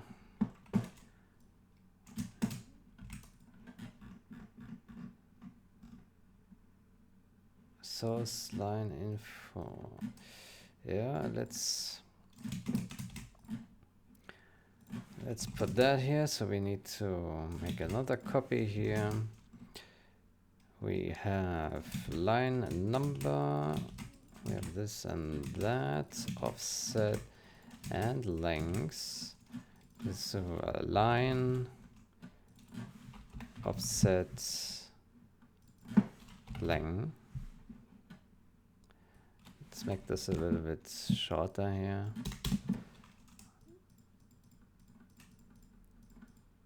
Okay, so JSON line offset length, and here that and that and that, and line and off and len, and delete this one here and remove that. And continue here, source lines. Okay, so this is lines, this is global, let's call this name global,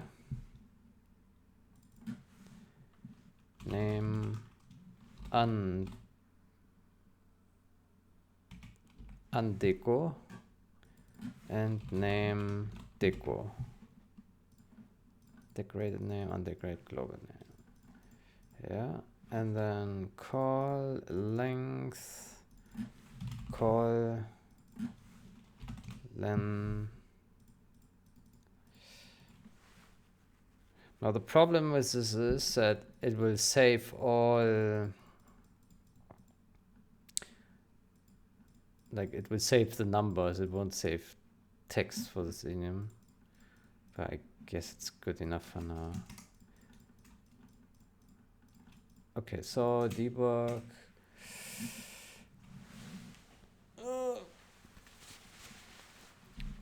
Debug.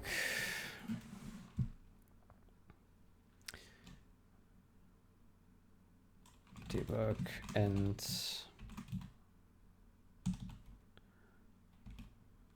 address. Debug start address.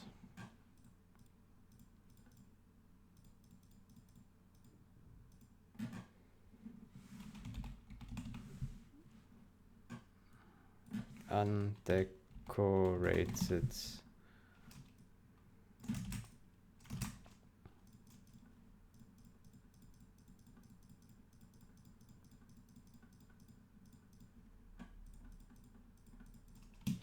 Okay, I think that's fair. Good, then we can delete this. And then we take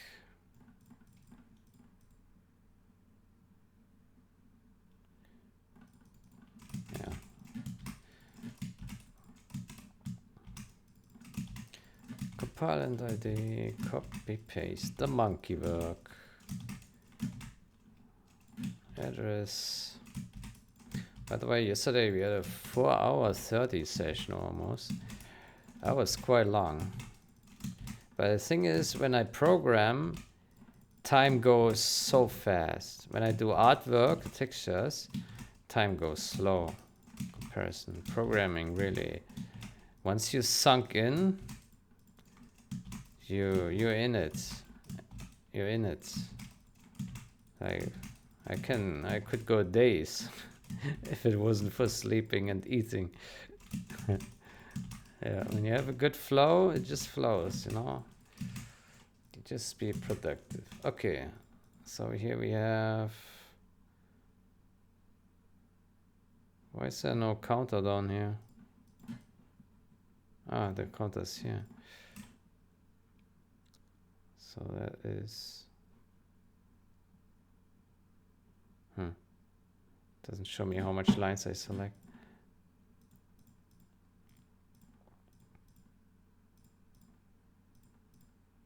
Okay, looks like we have it all.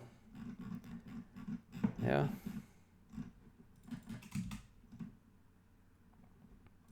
Cool. Okay, so this is really easy serialization. Okay, so that is loading, and saving is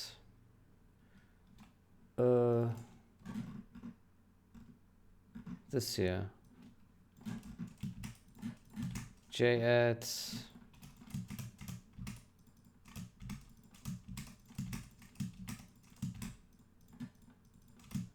get to mcompilance source functions.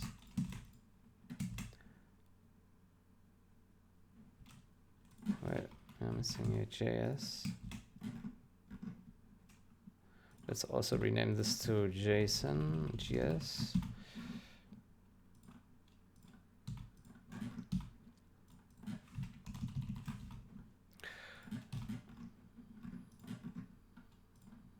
JS.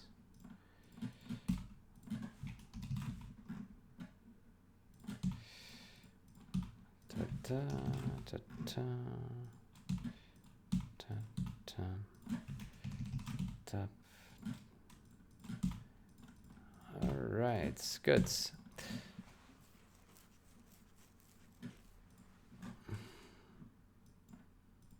Perhaps we should rename the D to data.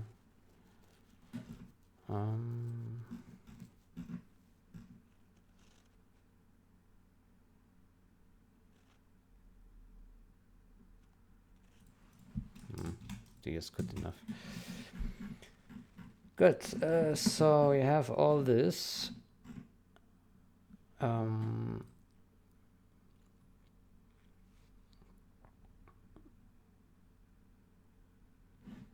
How about projects, super hackers? No. Assembly Armada, unassemblize. How about we put the PDB stuff? We separate this a bit. PDB.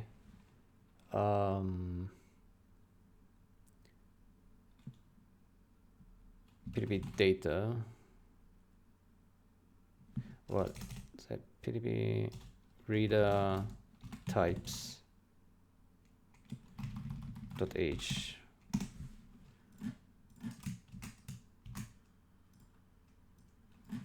.cpp, and then we go our CMake, copy this, types. Okay, we still have compile error. Yeah, let's save out the bottom garbage here, because it looks like we don't need that anymore.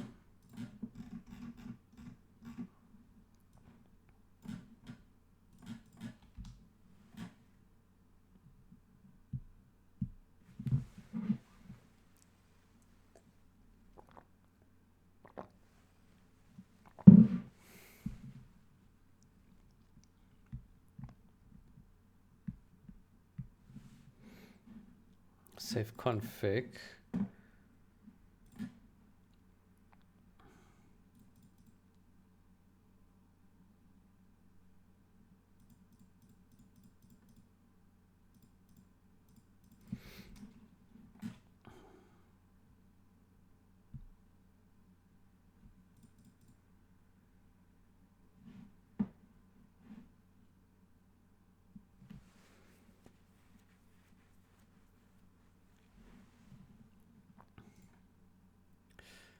Yeah, we'll get to that.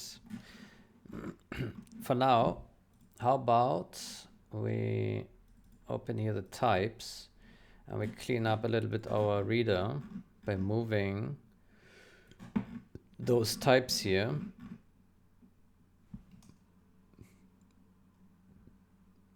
Moving those types to here. Pragma, optimize, not Pragma once. And then we copy this here, put that in here, put that in there, includes PDB reader types, and then what do?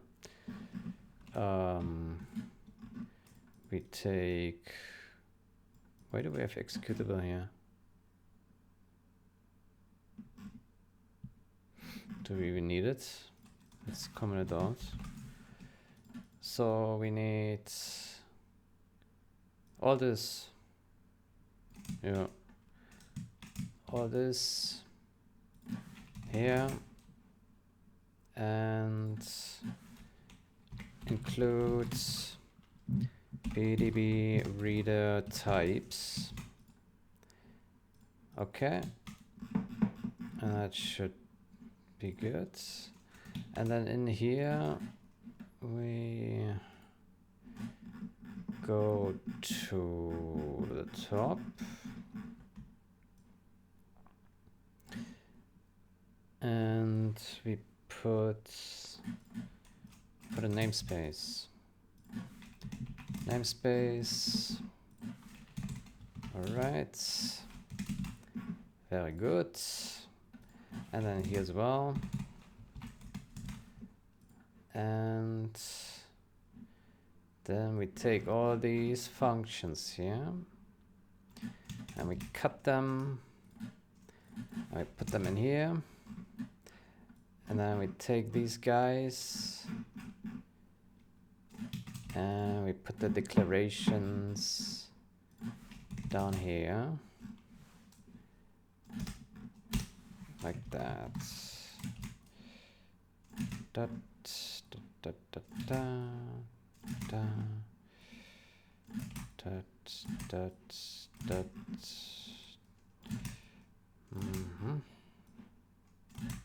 Good. And that should do.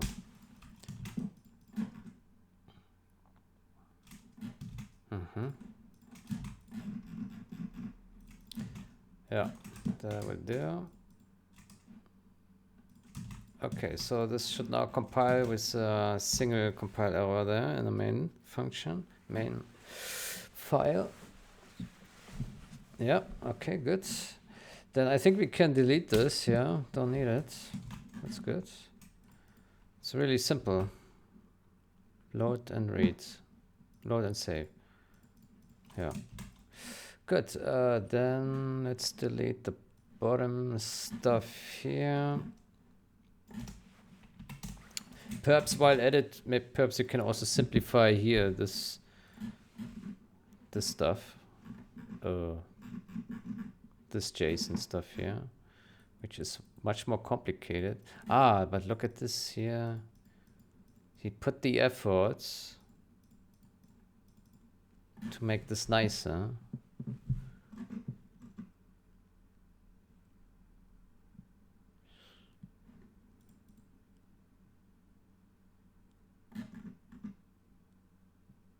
Yeah, but we don't make this effort.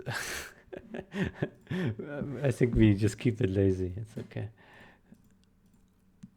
I think we only look in on this file to see if it looks good in principle. Yeah, we don't touch it. That's fair.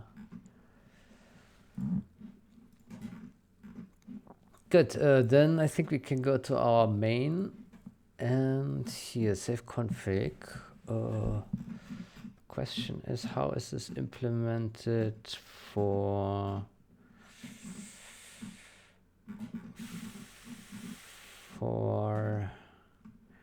here?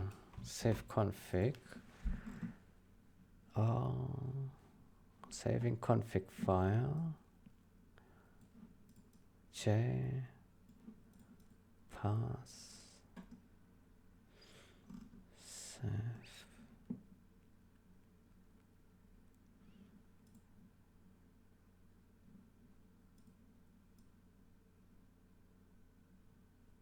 Let's see.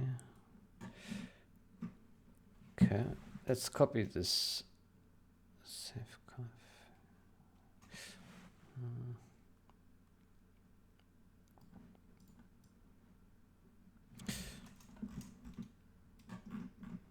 Yeah, let's copy this thing here, and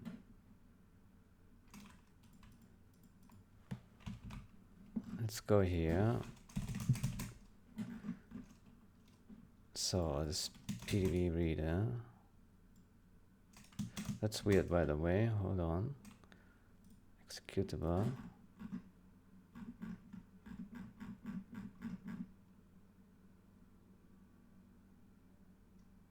Okay, makes it very complicated. Okay, so save config. Let's pass a std string file name.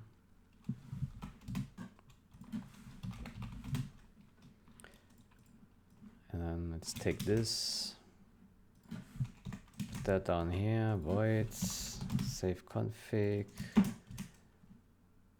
executable, no, main.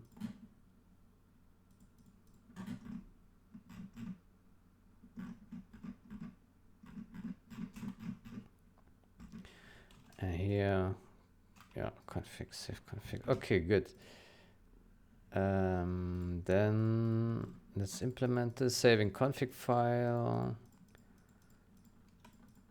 Pass the config file if it already exists and update it.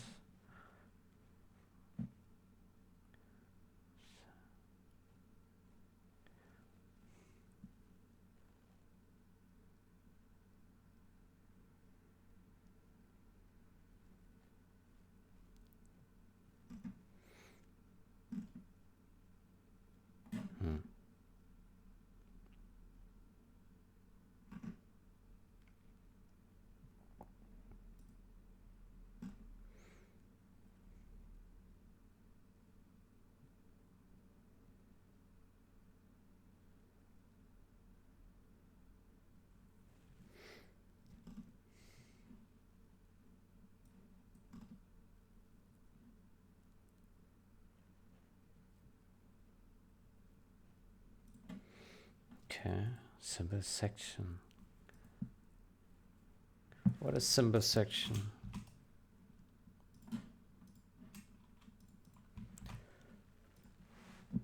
Uh-huh.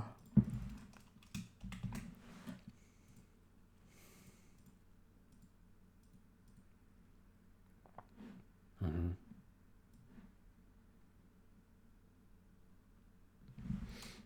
Okay, so we need something similar here.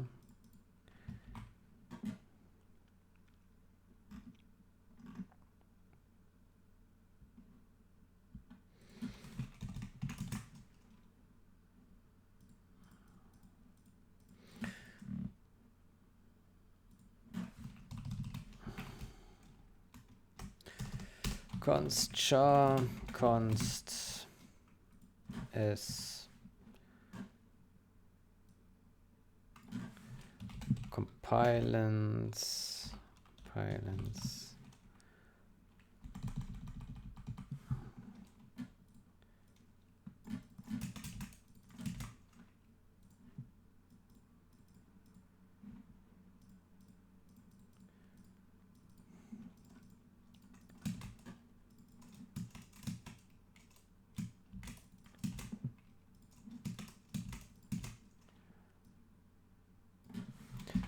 functions source files. Yeah.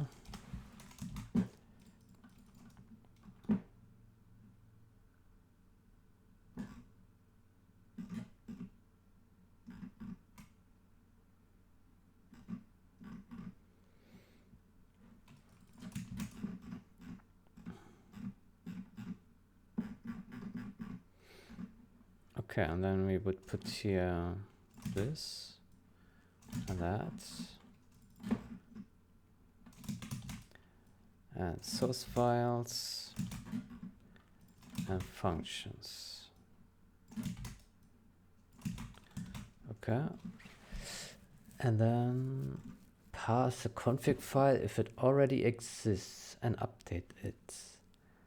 Pass the config file.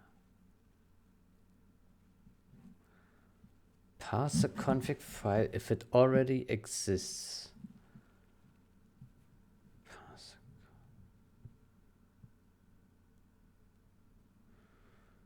Pass the config file if it already exists.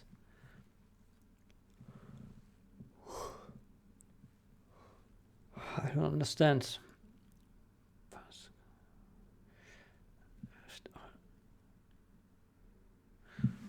The comment is confusing. Let's look at the executable. So load config, save config. Okay, we are in save config. So config section. Don't dump if we already have a section for these.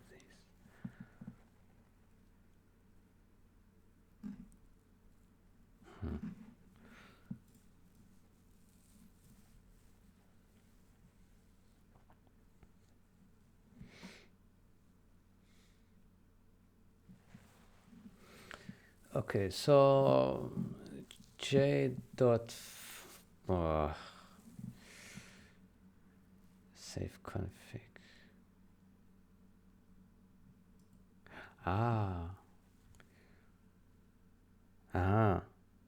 So okay, it reads existing data in.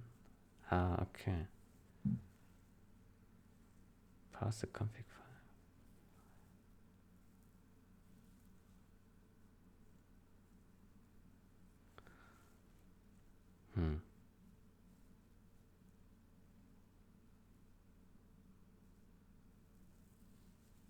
Okay. Well, I guess then we just do the same stuff here then.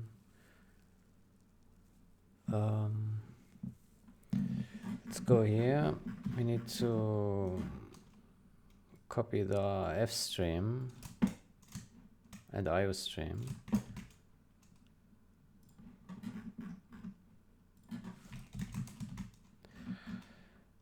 So, okay, pass. Let's rename this to JS.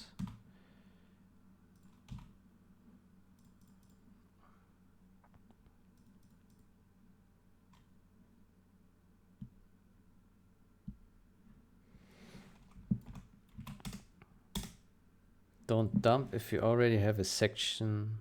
If we already have sections for these.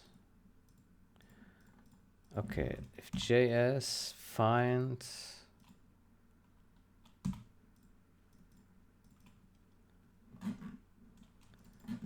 as compilant JS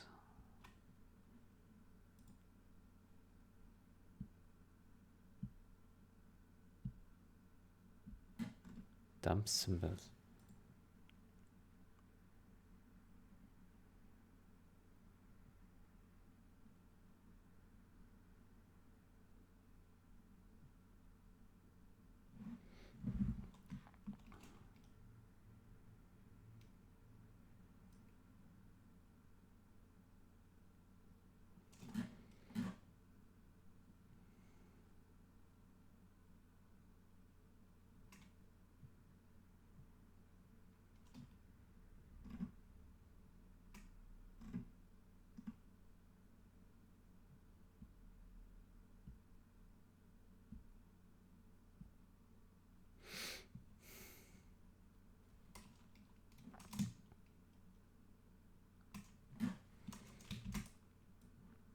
Okay, so I guess we just do this.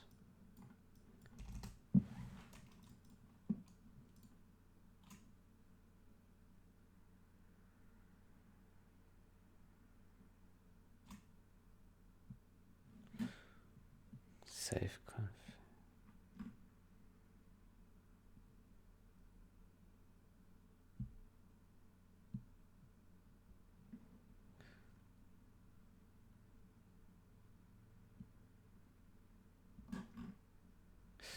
I'm a bit confused.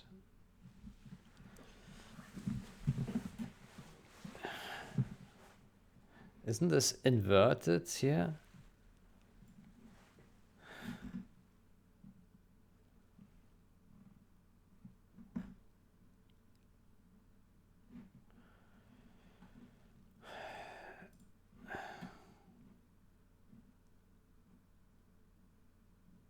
To JSON. There we assign it. From JSON, we call add get to from JSON. So load JSON. I think it's inverted here. This one needs to go up here, and this one needs to go down here. Yeah. Okay, and I think this one can be const because we just read it. We don't save to it. Yeah. Okay, and then what we do is JS.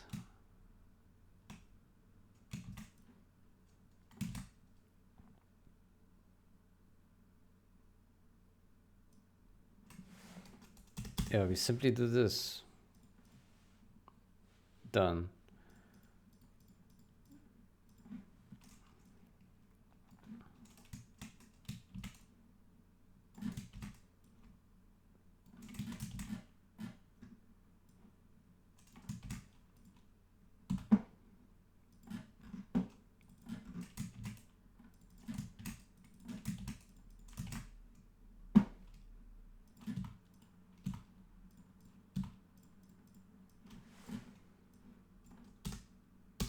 Okay. Here, let's set 2 characters. Indentation.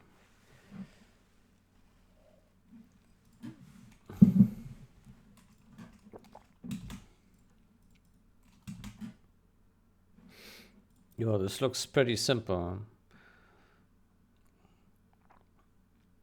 So we load the JSON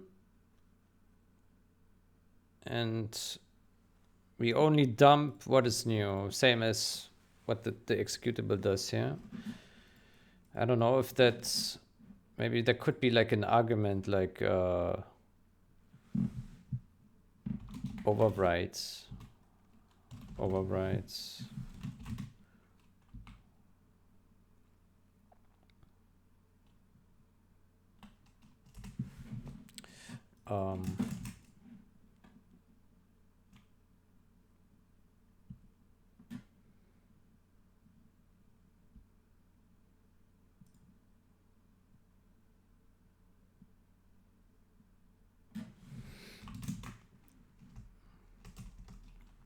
Bool overwrites false. Overwrites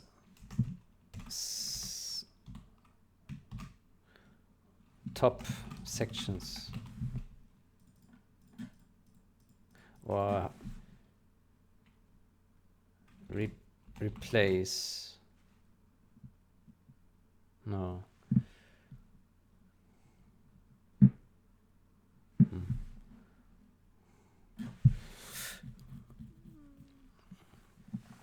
Save config.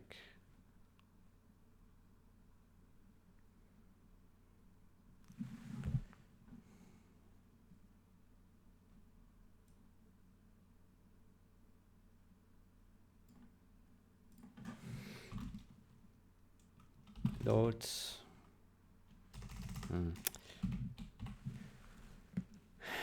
I don't know what to call it. Save JSON.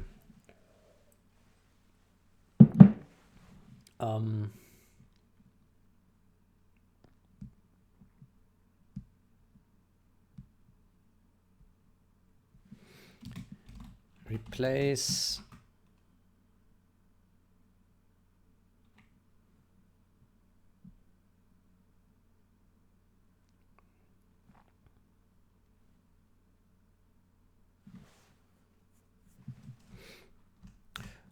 overwrites duplicates or overwrite sections. False. Overwrite sections. Yeah, maybe like this. I don't have a good name for this. So basically we say here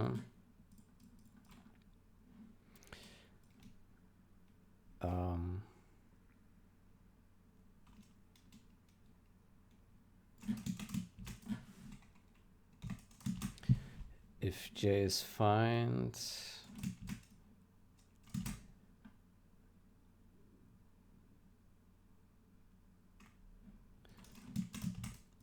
if overwrite sections or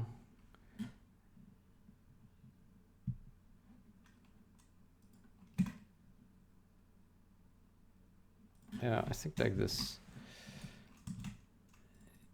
So if overwrites or this section doesn't exist, then it's dumped. Yeah. Sorry, saved. Okay, let's do this for all. Source.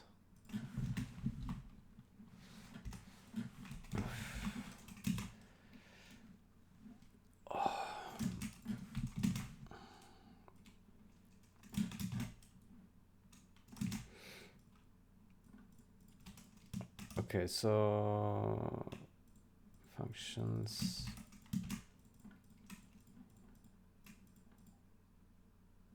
Okay. Yeah, I think we can do this. Then we copy this here to here. And then we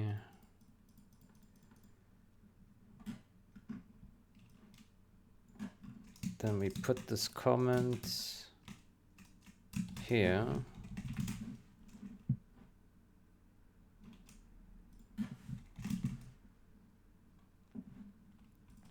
Then we put here save JSON. Looks like our music ran out.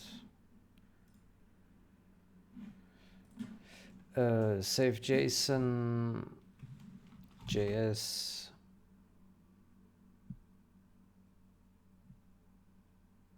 And overwrite sections. And here,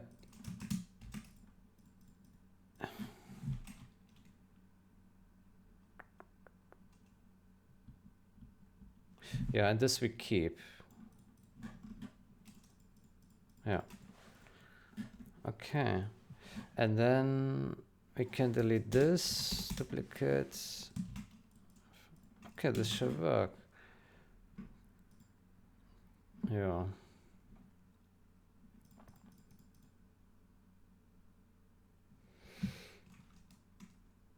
Yeah, short and sweet. Okay, what about loading? Load JSON.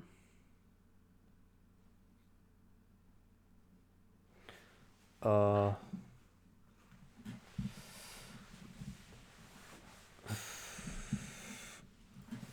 think we just need to create a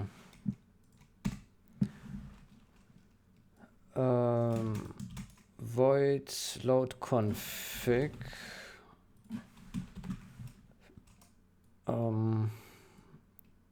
File name. Yeah. Maybe we put it up here. So load config. Let's take a look at the original. What they did here. Load config.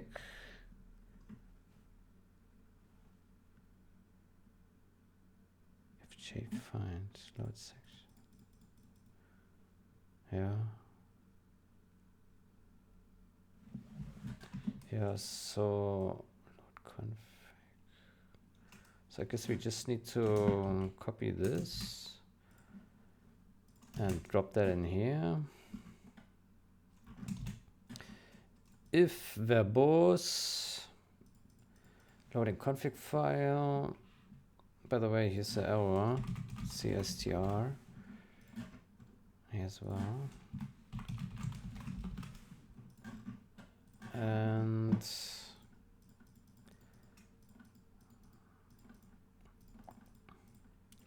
so we have JS, and then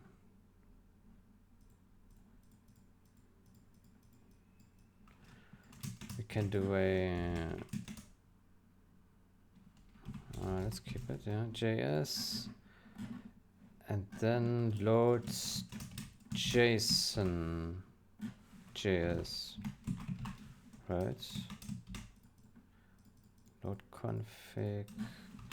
Let's do return false, return true.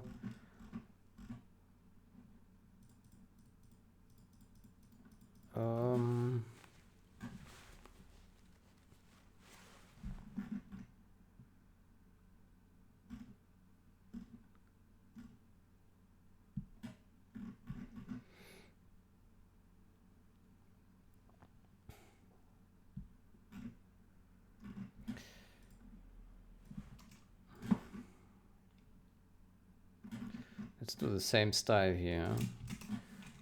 Here, scope. Here in the scope, JS, pass. If not good, return false, boolean. Boolean here and here. And return false, return true. If not, if is good, return false. JS, bool, return true.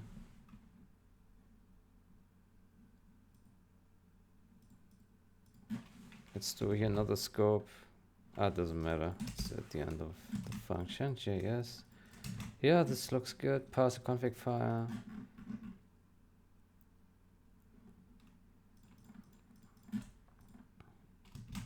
Okay, this works. We have some problem here. Has no member load. What? Oh, there we go.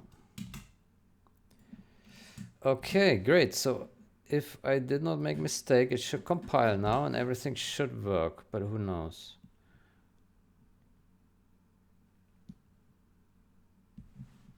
Oh. Right. That's illegal. All right. Yeah. Yeah. Then let's get here. Let's go to debugging. Let's put let's go to main. Dump sims. Dump sims.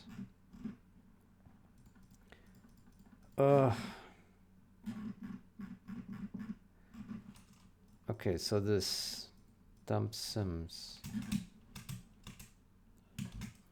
Okay. Then we put that here. Dump sims. Apply. Okay. Then let's open the folder here. Solution debug. And we have a config.json. Let's take a copy for it for safekeeping. Okay. Then, so what it should do now is it should append the new stuff in there.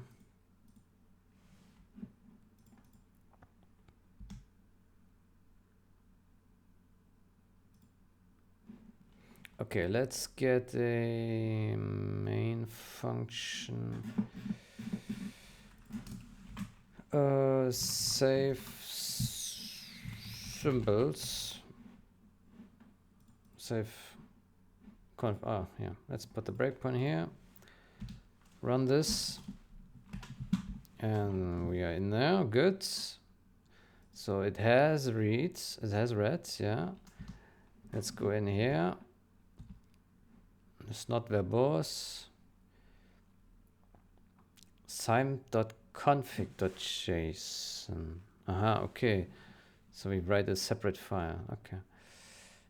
Then file name. If f is good.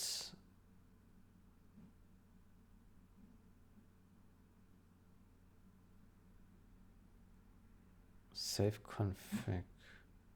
Ah, it's optional. Right, so that's wrong. If f is good.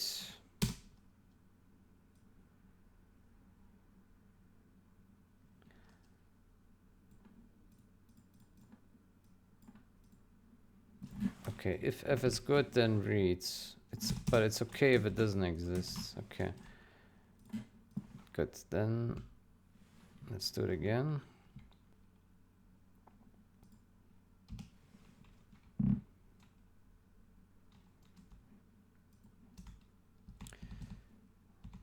All right, so this does nothing. Save JSON. Let's see.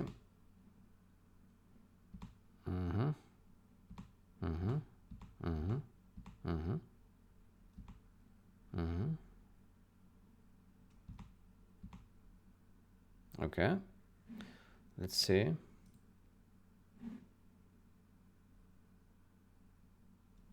Let's remove this. Thyme, okay, it has not been flushed yet. Ah, okay, perhaps we should make it in the scope so it flushes. But okay, so if we continue this, now it should have flushed, and oh, it's rather small, isn't it? Yeah, so okay, PDB compilings. There is a name, there are source file IDs. Okay, what I don't like is the ordering here. How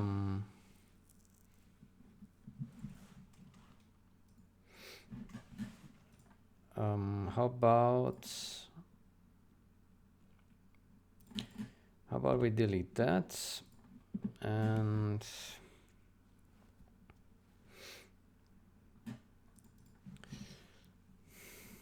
Save JSON.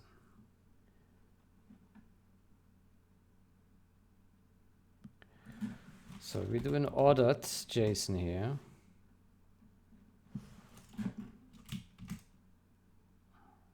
Yeah, but the problem is the other is not. Yeah. In my opinion, we should switch all to ordered JSON.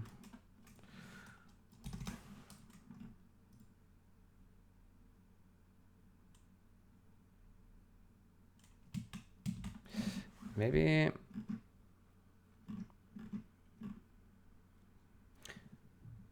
I do wonder, is it possible to just make the child's ordered? So here. Probably not.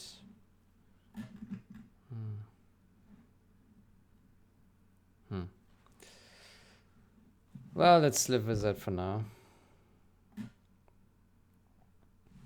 Not a big deal.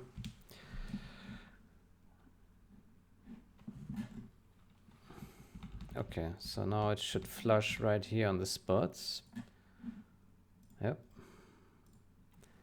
Okay, so it has our source file IDs here, function IDs. Yeah, that's pretty cool.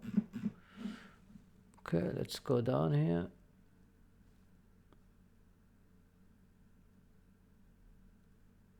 Okay, yeah.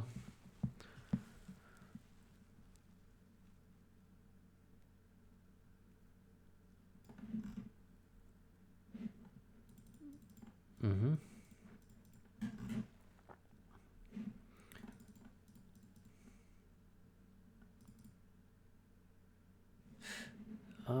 This is putting it as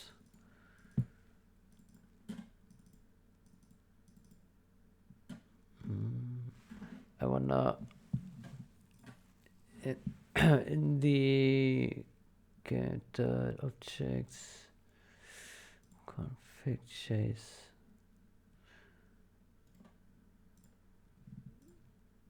Okay, here it also is not hex. Okay, then it's fine. Yeah. Okay. Yeah. Typically, we would like to look at addresses in hex format, but yeah, for this purpose. Yeah.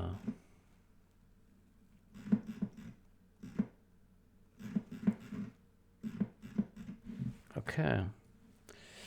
Well, this JSON file will get really huge the more symbols we have, so I expect that this becomes unmanageable at some point. Let's see, Thyme, yeah, it is. It's almost as large as the Thyme.pdb.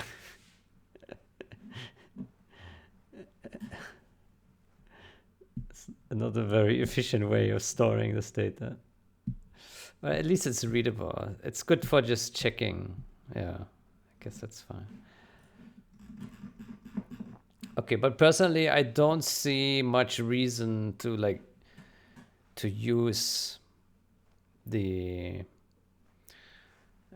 use a JSON format for this, because when you have the PDB, you just use that. You just read from that. It's fast. Yeah, don't need the middleman. But okay, it was no extra effort. At least not much. Yeah. Pretty straightforward to save the JSON here with this API. That's nice. Okay. Yeah, looks pretty neatly organized, I would say. It's pretty nice. Okay, do we need to test if it loads back? I don't think so. Probably works. If it doesn't, we fix it later. Okay, what's the time? Okay, it has been almost 3 hours already. I think I will take a short break and then continue afterwards. Yeah. Yeah. I need a short break. I think it's perfect moment. Then after next video, we will do, we need to commit our current changes, have one more final look over it, and then we think about the next steps for dumping the assembler with the help of the information that we gathered from the PDB files. Yeah. All right, then I hope you enjoyed the sessions. We do make progress. That's good. We're getting closer. Yeah. All right, then I wish you a great day or night. Until next time, goodbye.